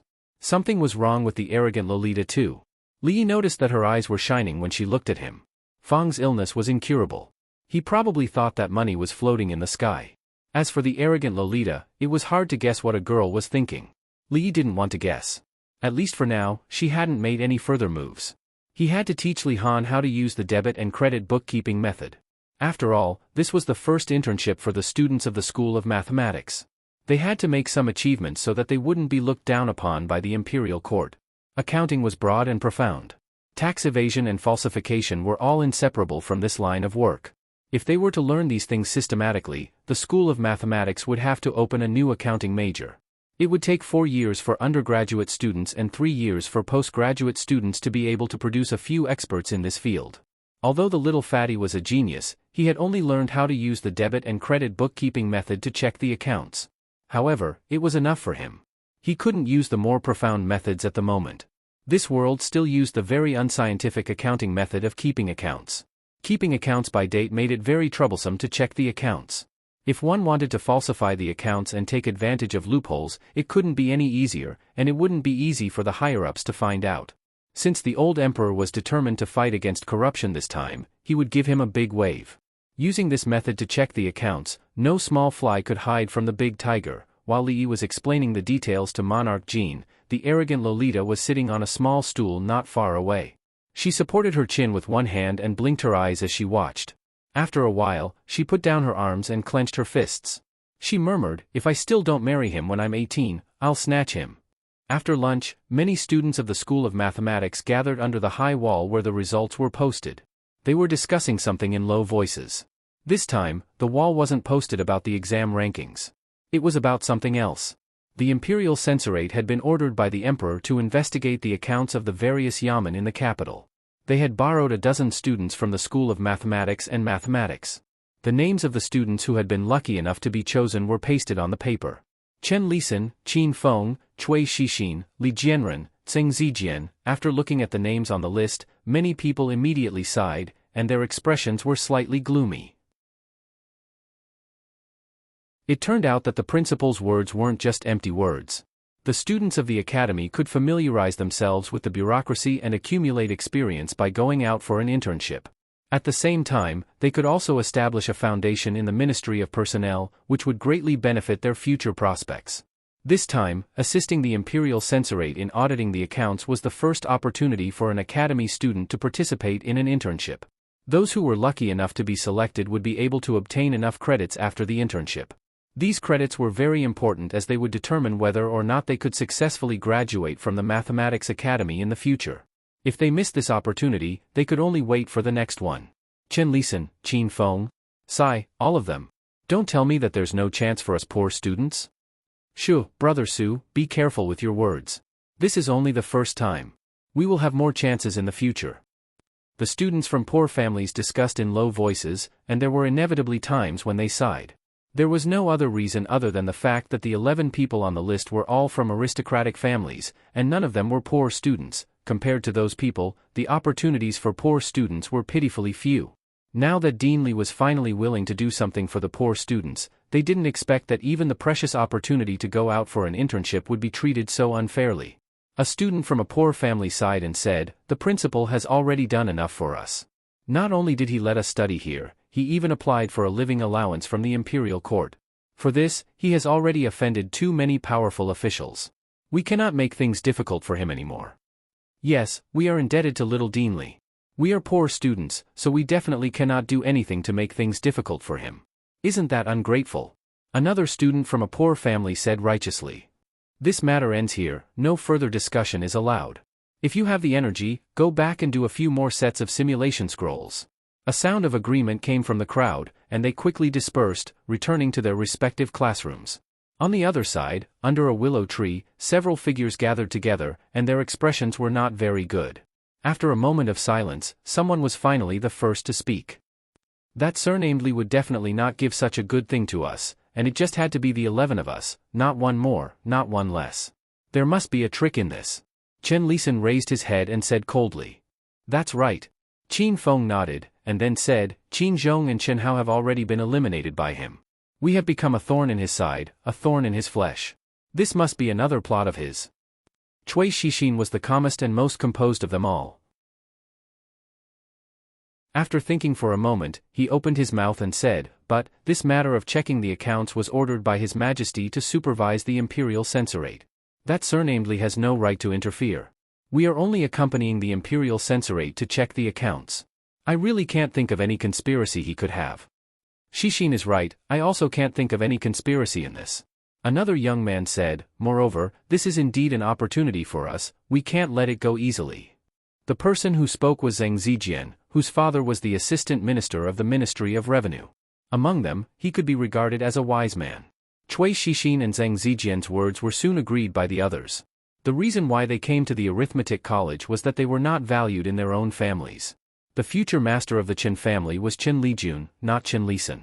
The Qin family had Qin Yu, and Qin Feng could not stand out. The Cui family naturally had nothing to do with Cui Shixin. Although they had powerful families behind them, they still had to fight for their own future. As for Zheng Zijian, although he was the eldest son of the Zheng family was just a new family in the capital city. More than 10 years ago, it was involved in a big case. All the men of the eldest branch were killed, and the women entered the musical house. The second branch gradually rose in recent years because of the relationship with the king of Shu. One person gritted his teeth and said, "Even if there is a conspiracy, we are not necessarily afraid of him. The matter of checking the accounts is sensitive. If he really does something, His Majesty will not spare him." Qin Lisan nodded and said, "Yes, we might as well go and have a look. If there is really something fishy, then he is courting death." Everyone readily agreed, and there was no longer any worry in their hearts.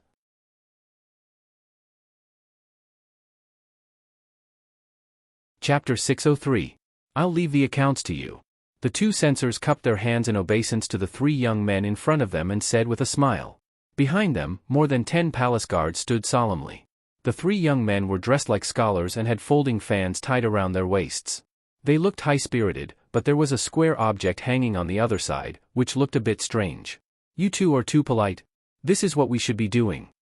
Cui Shixin smiled and cupped his hands together.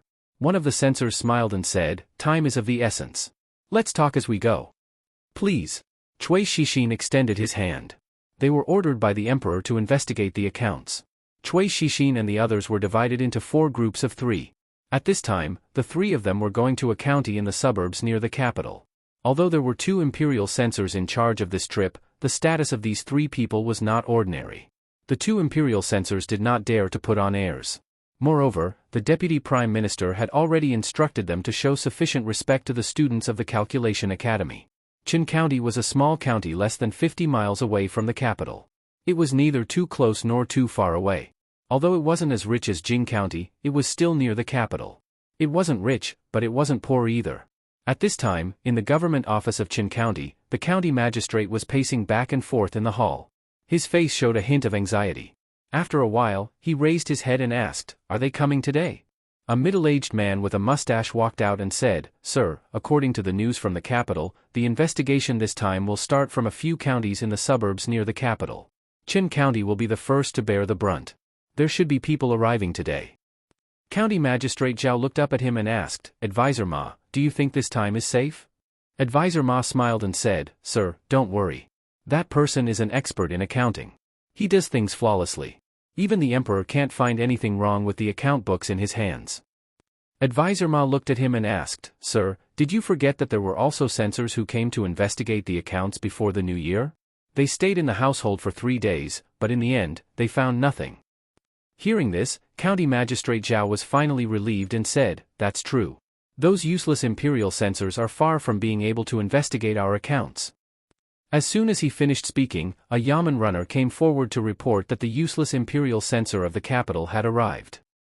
"Please, sirs. I've been waiting for you for a long time." County Magistrate Zhao greeted them with a smile and cupped his hands. Even though his rank was higher than these 2 censors, they came from above, so he naturally had to be courteous. One of the imperial censors said, "We have come to Qin County on the orders of His Majesty to examine the accounts of the yamen. Please cooperate, County Magistrate Zhao." "Of course I'll cooperate." County Magistrate Zhao smiled and said, "A few days ago, an imperial censor came to investigate, but since it is the order of His Majesty, we naturally have to fulfill our duties. 2 sirs, please follow me." When County Magistrate Zhao led the 2 censors to the house, he looked back at the 3 young men behind him and asked in confusion, "These 3 are?" "He's a student who came along to audit the accounts." One of the imperial censors explained. County Magistrate Zhao nodded and didn't ask any more questions. He just felt that these 3 people were strange no matter how he looked at them, and a faint sense of foreboding arose in his heart.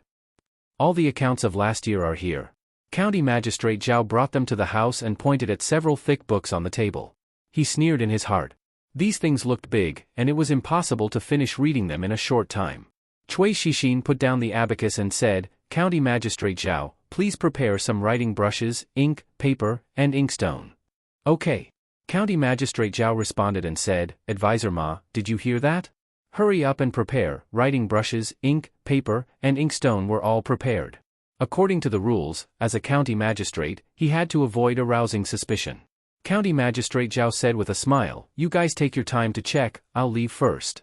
When he walked out of the door, he saw that the three strange people had already spread out the white paper. They were fiddling with a square object pierced with beads and writing something on the paper. The corner of his mouth twitched, and he strode out. Walking to the yard, he glanced at the 2 rows of Imperial guards outside the door and ordered the advisor, you guys have worked hard on the audit. Advisor, go to Spring Fragrance Restaurant and order a table of good wine and food. Ask them to send it over at mealtime. In the house, hearing the crackling sound, the 2 censors looked at each other, picked up their teacups and took a sip. They walked over to have a look and then came back to have a sip of tea. This was truly an easy mission. 23 RD of July, by 5-cut rice paper. Cui Shixin glanced at the account book in his hand and opened another one. After comparing, he sneered and said, 100 taels. 5-cut rice paper for 100 taels. Is the rice paper of County Magistrate Zhao's family made of silver? He picked up the brush and wrote a few words on the paper. A young man opposite him also moved and said with a smile, there are some here too. The difference between the loans is too big. It's too naive to think that such a clumsy method can fool us. The 2 censors were stunned for a moment and then immediately put down their teacups. So fast? I also found 2 here. The last young man smiled and said, hurry up and work, and you can go back earlier. I'll treat you to dinner at Drunken Moon Restaurant tonight. That's great. The 2 of them laughed, and the crackling sounds of their hands became even louder. County Magistrate Zhao sat in the back hall for 2 hours. He couldn't get rid of the bad feeling in his heart. In annoyance, he walked to the front hall. Just as he stepped out of the door, he saw the 2 censors and the 3 young men coming out of the house. He was stunned for a moment and then immediately greeted them with a smile. He couldn't even finish reading half of the account book in 2 hours. So, the checking of the account books was actually just a formality? It seemed that he had worried for nothing. The smile on his face was even brighter. He walked forward and said, you must be tired from checking the account books. I've just asked people to prepare a banquet. You might as well eat before you leave. Otherwise, it will be my negligence. The censor looked at him coldly and said, arrest him. While County Magistrate Zhao was stunned, the 2 Imperial guards had already pressed his shoulders. County Magistrate Zhao immediately shouted, what are you doing? What are we doing? The censor sneered and threw a few pieces of paper on his face. He said, Zhao Bin, in 1 year, 7,000 taels of silver have been embezzled by you. Hearing this, County Magistrate Zhao's body shook violently. When his eyes swept over the papers on the ground, his expression was extremely frightened and then immediately turned pale. Thank you 3 for today. A censor cupped his hands to Cui Shixin and the other 2 and said, when we return to the capital, we will definitely ask for your merit in front of His Majesty. Thank you very much, Your Excellencies. Cui Shixin smiled and cupped his hands. A trace of a smile also appeared on the faces of the 2 behind him. That Li Yi really didn't have any conspiracy and gave them such a great merit for nothing. Could it be that he was showing goodwill to them and His Highness, the King of Shu? Dream on. Fang was really possessed. He thought that he could throw mountains of gold and silver at him one by one just because he had mastered the method of turning sand into colored glass. He didn't know that the rarer something was, the less valuable it was. If there were too many of them, they wouldn't be valuable anymore. He could only take advantage of the beginning to make a huge profit, mercilessly smashed Fang's dream. When he turned around, he saw the proud Lolita sitting at the door and looking at him. Li walked over and looked at her. He asked, why do you keep looking at me these days? How do you know that I'm looking at you if you don't look at me? The proud Lolita glanced at him and hummed a little tune, leaving him with an extremely cool back view. Li Yi stared blankly in a certain direction until her figure disappeared. Then he slowly withdrew his gaze. Could it be that the age of 12 was the dividing line between a Lolita and a young girl? The proud Lolita who had just turned 12 seemed to be becoming more and more feminine.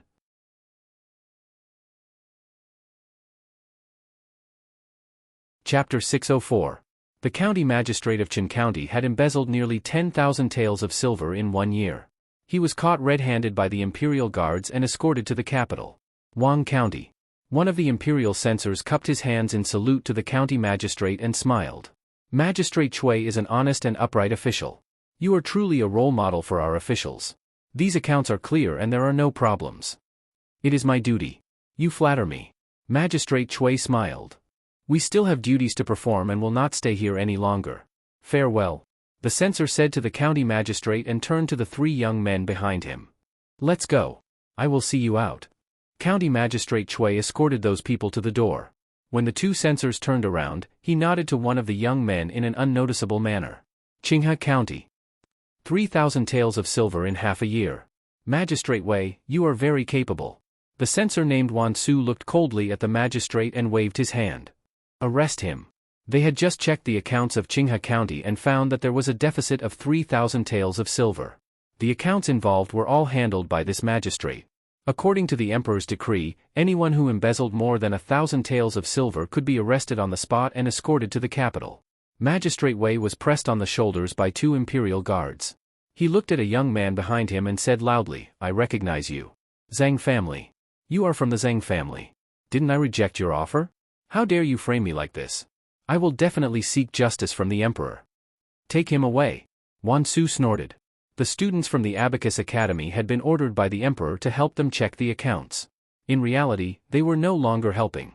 Without them, the mission would not have gone so smoothly. The deficit accounts were clearly displayed.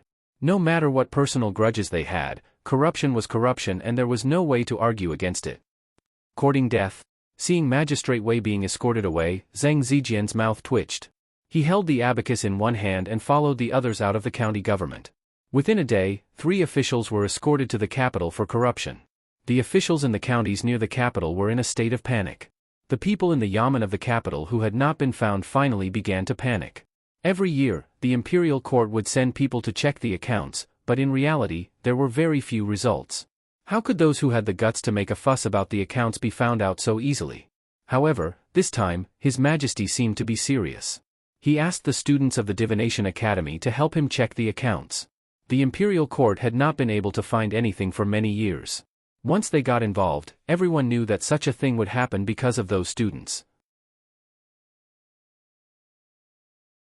Bastards, this is how they work for the imperial court.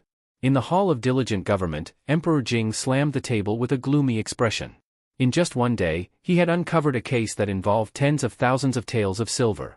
The national treasury was in a tight spot, and in recent days, he had been meticulously calculating every single coin he had. However, he did not expect that these officials would be so daring in corruption. If even the capital was like this, then what would the situation be like in even more remote places? Where did all the funds allocated by the imperial court go? How many people falsified the annual tax accounts in various places? Your Majesty, please take care of your body. Don't get angry. Changde stood behind him and pressed one hand on Emperor Jing's back as he spoke slowly. At this moment, Prime Minister Qin stood up and bowed. Your Majesty, in this old minister's opinion, the matter of checking the accounts can no longer be done. Check. Why can't we check it? Emperor Jing slammed the table and said coldly, I want to see how many more vermin like them are in front of me. Prime Minister Qin looked up, sighed, and silently returned to his original position. It was necessary to check the accounts. Every year, the imperial court sent imperial censors to check everywhere. They would always catch some vermin, which was also a kind of deterrence for other officials. However, it was said that officials should be honest and clean, but how many of them could really live up to these words? He had already understood the method of checking the accounts of the students of the academy. In this way, almost all the officials' accounts would be exposed in broad daylight. How much of a shock would this cause to the entire imperial court and the whole world? If they really did as His Majesty said and thoroughly checked, I'm afraid, the country would no longer be a country. Emperor Jing looked down at the dozen people below and asked, Dear ministers, what else do you want to say? No one, including the 2 prime ministers and the 6 ministers, answered. They were all old foxes in the officialdom. This time, His Majesty was clearly determined to eliminate a group of people. If they raised objections at this time, didn't it mean that they had a guilty conscience? Moreover, during this period of time, His Majesty's actions had become more and more resolute. He was autocratic and even refused to listen to advice. Even if most of the edicts were for the Jing kingdom and the world, his methods were still too tough.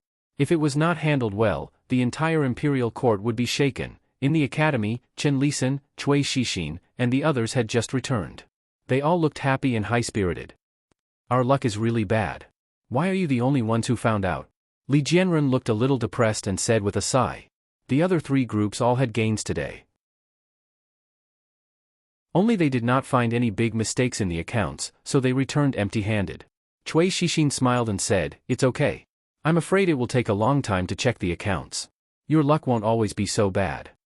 At this time, Tsing Zijian suddenly looked at Cui Shixin and asked, "The county magistrate of Wang County?" Cui Shixin looked at him and said, "He's an uncle in the family." They looked at each other and smiled. They both understood something from each other's eyes.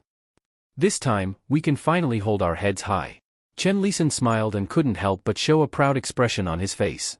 Before today, they did not even think that they would have such a big harvest from the accounts. Those imperial censers were all decorations. As long as they did not make it too obvious, this was completely a feast for them. When he thought about the faces of those people at home, he couldn't help but feel extremely happy. The other students of the academy looked at them with envious expressions as they walked past them. They had already heard about what happened today. In terms of ability, they far surpassed these people, but they had no chance. They could only watch as the credit fell on their heads, the Qin family. In a certain room, a woman said with a worried expression, "I wonder how Feng is doing. He hasn't been home for a few days. How is he going to take care of himself?" The middle-aged man sitting at the table said, "Madam, don't worry. He is no longer a child. He can take care of himself. As parents, we can't give him anything. We can only rely on him to earn everything." The woman sighed and said, "Fortunately, His Majesty values the Mathematics Academy very much. After Feng comes out from there, go and beg father to find a good job in the court. It's true that Qin Yu is the young master of the Qin family, but my Feng also has the blood of the Qin family flowing in his body." "I understand." The middle-aged man pondered for a moment and nodded. The room remained silent for a moment before the woman said, "Will His Majesty investigate the accounts this time? Will he find you?" The middle-aged man shook his head and said, "It's just a small matter. Catching a few county magistrates is enough. This matter involves a lot of people. His Majesty's order is only temporary and won't last long. If this goes on, the court will be in chaos in a few days. When that time comes, it will stop and we won't be able to find a place like the 6 ministries. This matter has nothing to do with us." The middle-aged man raised his head and said, "It's not easy to enter the academy. Otherwise, I would have sent someone to tell Feng not to participate in this matter. Even if the Imperial Censorate hid the identity of those people, it would not be able to withstand the investigation. If he really has the opportunity to become an official in the future, I'm afraid it will be a disaster and not a blessing."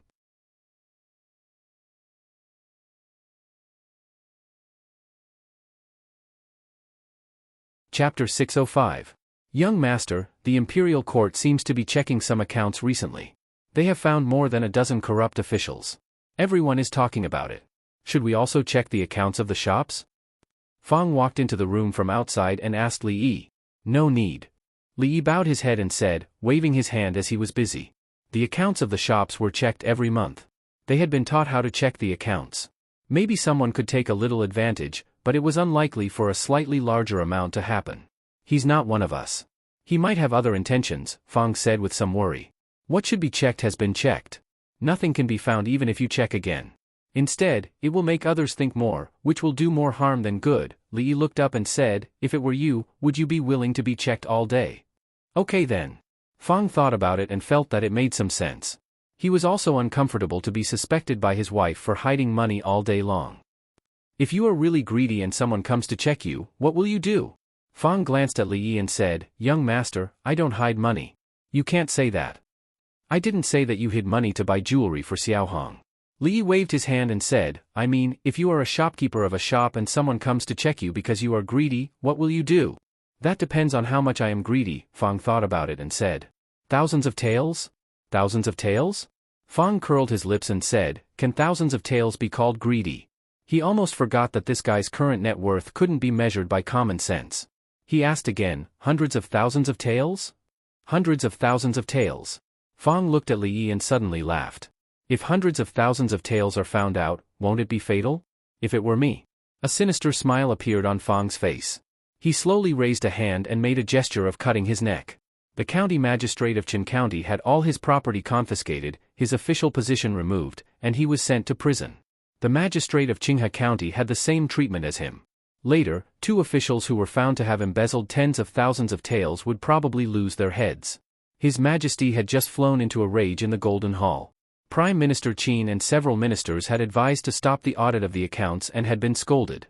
His Majesty's action directly indicated that the audit of the accounts would not be stopped for a while. This also meant that many people would be unlucky. Prime Minister Qin, this is absolutely wrong. After the morning court, Prime Minister Qin walked out of the main hall. A middle-aged official followed behind him and said anxiously, "Purging all the corrupt people in the Qin dynasty cannot be so eager for quick success. If His Majesty continues to be so radical, the imperial court will fall into chaos in less than half a month. His Majesty has made up his mind. No one can persuade him." "To be careful," the minister said. "Prime Minister Qin, Master." Seeing Prime Minister Qin leave, the middle-aged official's face flashed with a trace of undetectable gloom. He walked out of the palace gate, got on a carriage, and said in a low voice, "Investigate." A sound came from outside the carriage. Someone was walking away. "Who is it?" "Find them immediately. We can't let them investigate any further. Send people to Qin County, Wang County, and Qinghe County to inquire, find a way to make them stop. If necessary, don't hesitate to." The same gloomy voice sounded in some parts of the capital. The Imperial College was different from the Imperial College. It implemented a semi-closed management. There were 5 days of classes and 2 days of rest. During these 5 days, no student was allowed to leave the college unless there was a mission.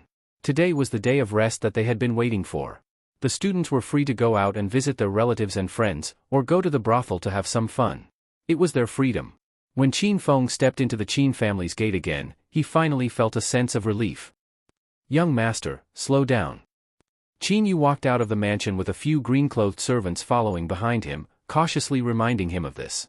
Qin Yu glanced at Qin Feng before shifting his gaze and brushing past him. "Trash."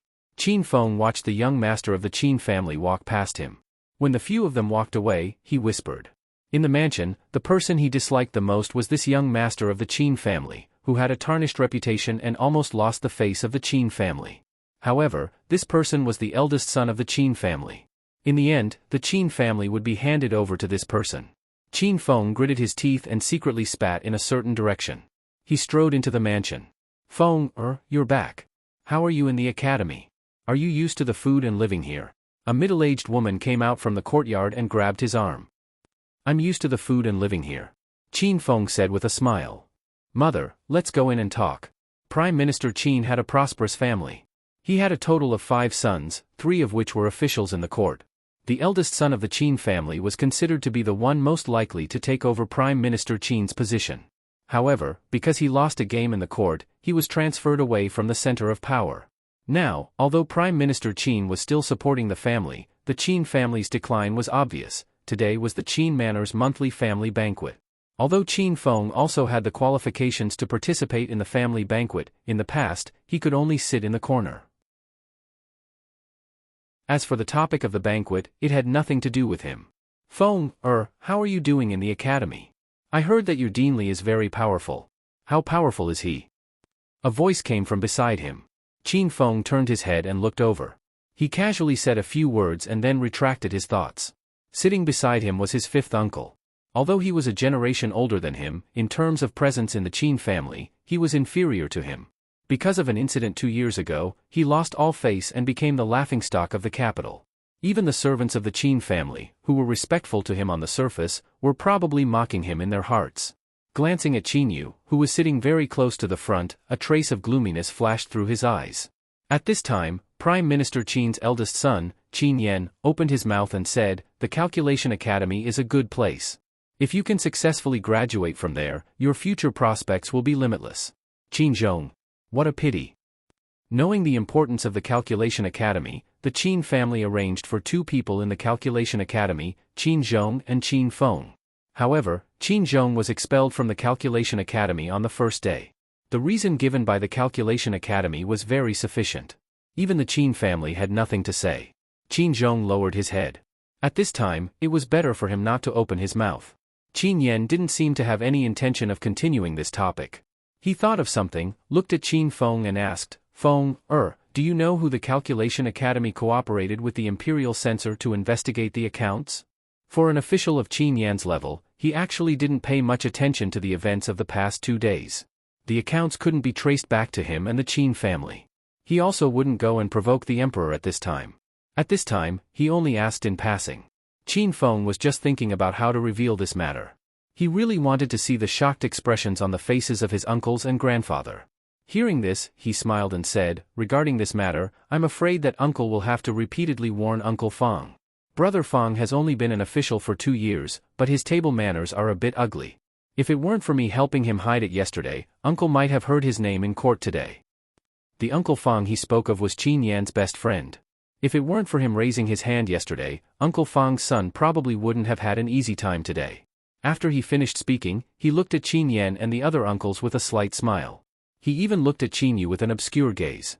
Although his words were a bit tactful, it wasn't hard to guess that the storm that engulfed the entire capital in the past 2 days was caused by them. "What do you mean?" Qin Yan frowned as he looked at him. He seemed to have thought of something. His expression changed and he asked, "Could it be that among the people that assisted the imperial censor in investigating the accounts, you were one of them?" Seeing the shocked expressions on the faces of his uncles, including his father, Qin Feng felt extremely carefree in his heart and slightly nodded his head. "It was me. Idiot."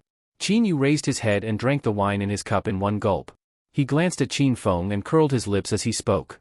The Qin family's fifth master turned his head and looked at him a few more times. He patted his shoulder, sighed, and turned to leave.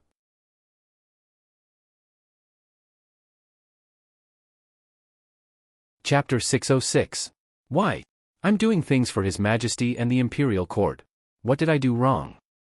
Qin Feng stood up with a flushed face and looked angrily at the family elders.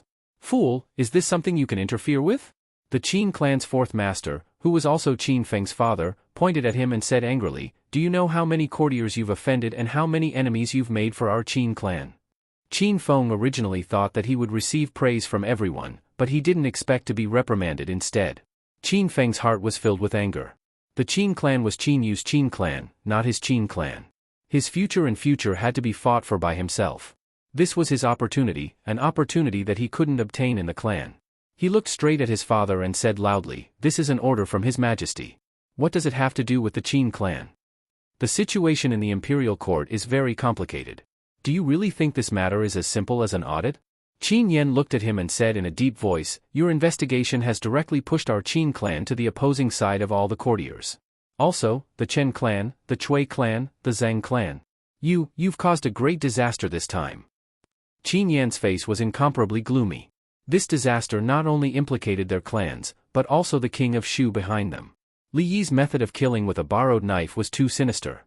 Qin Xiang, who was sitting at the head of the table, stood up and said slowly, "There's no need to go to the academy tomorrow. You're not allowed to interfere in this matter." Qin Feng's face was filled with dissatisfaction. Just as he was about to speak, a Qin family servant rushed in from outside and said, "Not good, the Chen family's Li Sen, young Master Li Sen was poisoned to death when he was eating at Drunken Moon restaurant." When everyone in the hall heard this, their expressions changed. Qin Feng was stunned for a moment and looked over in disbelief. Chen clan's Chen Li Sen was eating with friends at Drunken Moon restaurant. After eating and drinking, he walked out of Drunken Moon restaurant. After a few steps, he collapsed, foaming at the mouth and his face turned green. Not long after, he lost consciousness. Fortunately, there was a clinic nearby. After he was carried in, they immediately diagnosed that he had been poisoned. They tried several methods to detoxify the poison, but to no avail. In the end, they pinched his mouth and forced 2 liters of feces into his mouth. After vomiting for a while, he finally woke up. Chen, who had finally woken up, fainted again when he saw the filthy scene in front of him. He was still unconscious until now. After the incident, everyone in Drunken Moon Tower, from the shopkeeper to the waiters and cooks, were captured. However, several hours had passed, and the government still did not get any useful information from their mouths. They only knew that a new chef had been recruited yesterday. After the incident, there was no more news about that chef, as if he had completely disappeared from the world. Just a few days ago, the son of the minister-counselor of the Ministry of Rights was poisoned to death. This matter had not been completely settled yet, and now another son of the Chen clan had been poisoned. Just as everyone was wondering if the mastermind behind the scenes was making another move, another matter came out. The second son of Assistant Minister Li of the Ministry of Works, Li Jianren, had carelessly fallen down the stairs while visiting a brothel. One of his legs had been broken, and he was still lying unconscious in his home. The palace had just sent an imperial doctor over, and it was unknown whether he was dead or alive. If this matter did not attract the attention of the people, then when Cui Shixin of the Cui clan was almost run over by a speeding carriage on the street, no matter how slow the people's reactions were, they should have known that something important had happened. How is it? In the Qin clan, Qin Yan walked up and asked when he saw his third son return. The middle-aged man walked over and said, "The Chen clan has already gone over. Li Sen has already woken up, but he has been vomiting non-stop." The Chen clan was worried that something had happened to him, so they had someone knock him unconscious. "What about the Li clan?" Qin Yan asked again. The middle-aged man opened his mouth and said, "Li Jianren, the imperial doctor said that if he can wake up tomorrow, he will be fine." Qin Yan's eyebrows jumped. "Then what if he doesn't wake up?" "If he doesn't wake up?" The middle-aged man sighed and said, "Then he will never wake up again. The Li clan is in a mess right now. His Majesty has sent out the imperial guards. The brothel has already been surrounded by people, and no one is allowed to enter or leave. Cui Shixin is still fine. He was pushed by the servants beside him, and only suffered superficial wounds." The middle-aged man's face was gloomy as he said, "Those people, they are too bold.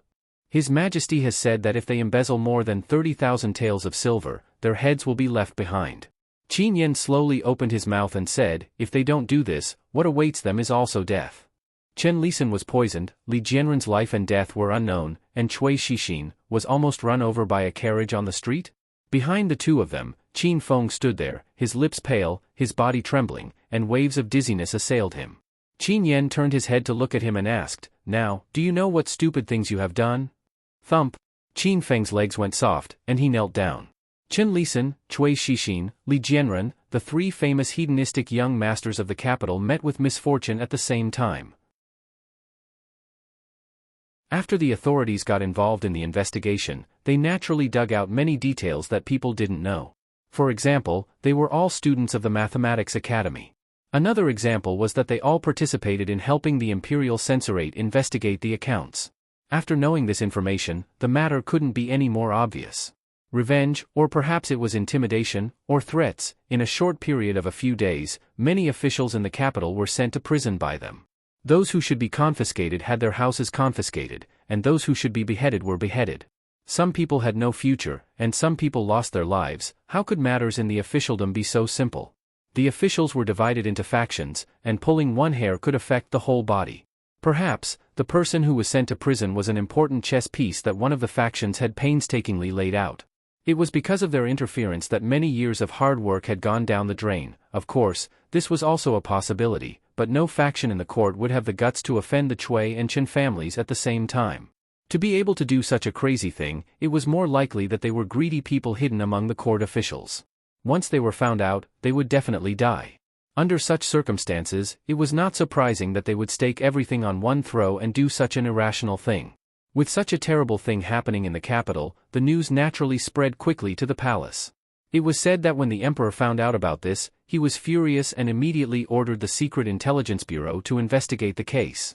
At the same time, he urged the Imperial Censorate to speed up the investigation without any delay. After all, everyone knew that if the investigation continued like this, the mastermind behind the scenes would have nowhere to hide. At some point, thick, dark clouds had already enveloped the entire capital. At this time, a few more pieces of news came out, causing the whole matter to fall into a deadlock. After Chen Lisan was poisoned, Li Jianren was seriously injured, and Cui Shixin fell ill due to fear. Qin Feng of the Qin family accidentally caught a cold. He had a high fever and was bedridden. Zhang Zijian of the Zheng family scalded his feet with hot water and could not walk.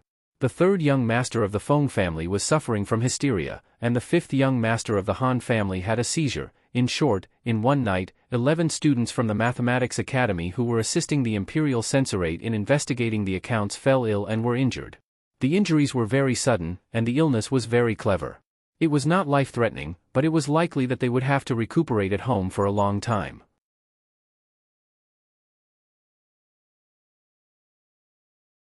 Chapter 607. Qin Feng lay on the bed, his face pale. Although the weather was much better than the cold winter, standing naked outside in the middle of the night was still extremely painful. Why? I don't believe that those people are so daring.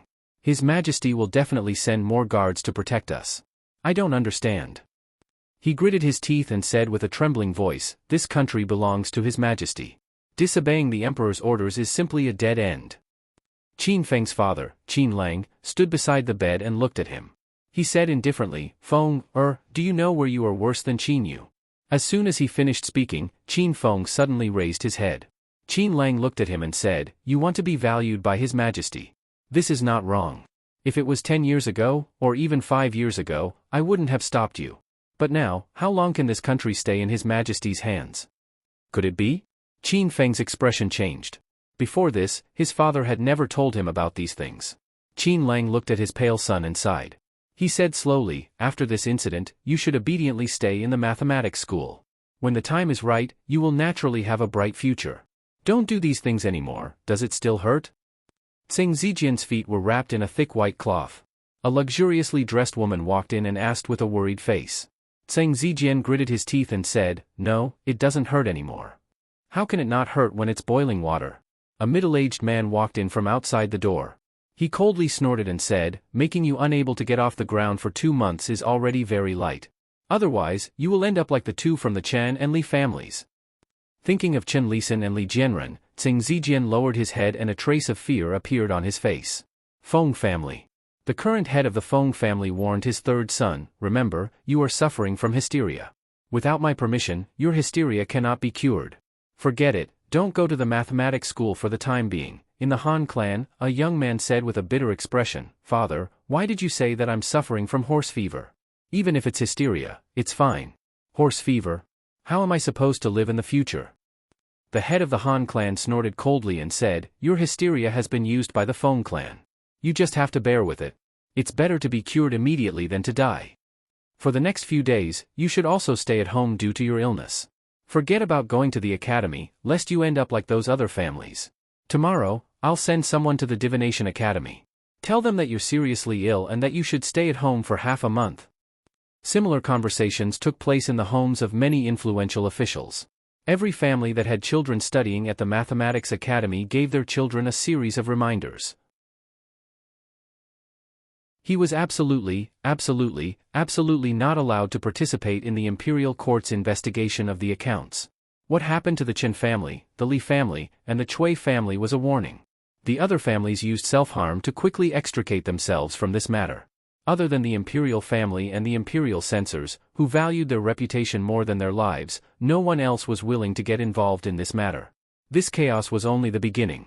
They could only hope that His Majesty could end it as soon as possible. Otherwise, no one knew how chaotic the capital would become. Is there no one willing to continue investigating?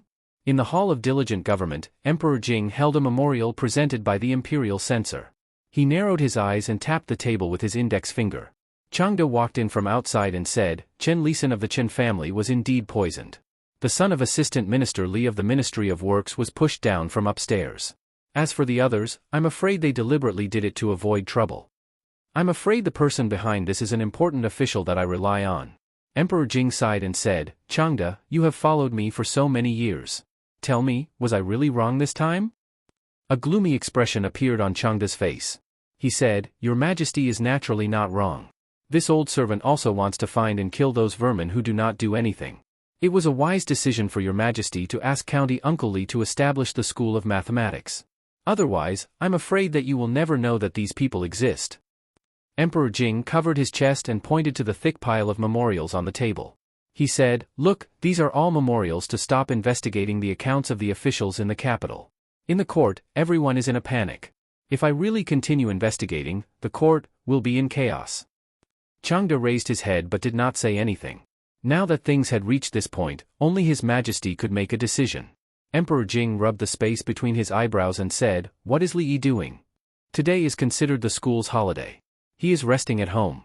Changde replied. Changde thought for a moment and said, What about when the school is not on holiday? Emperor Jing asked again.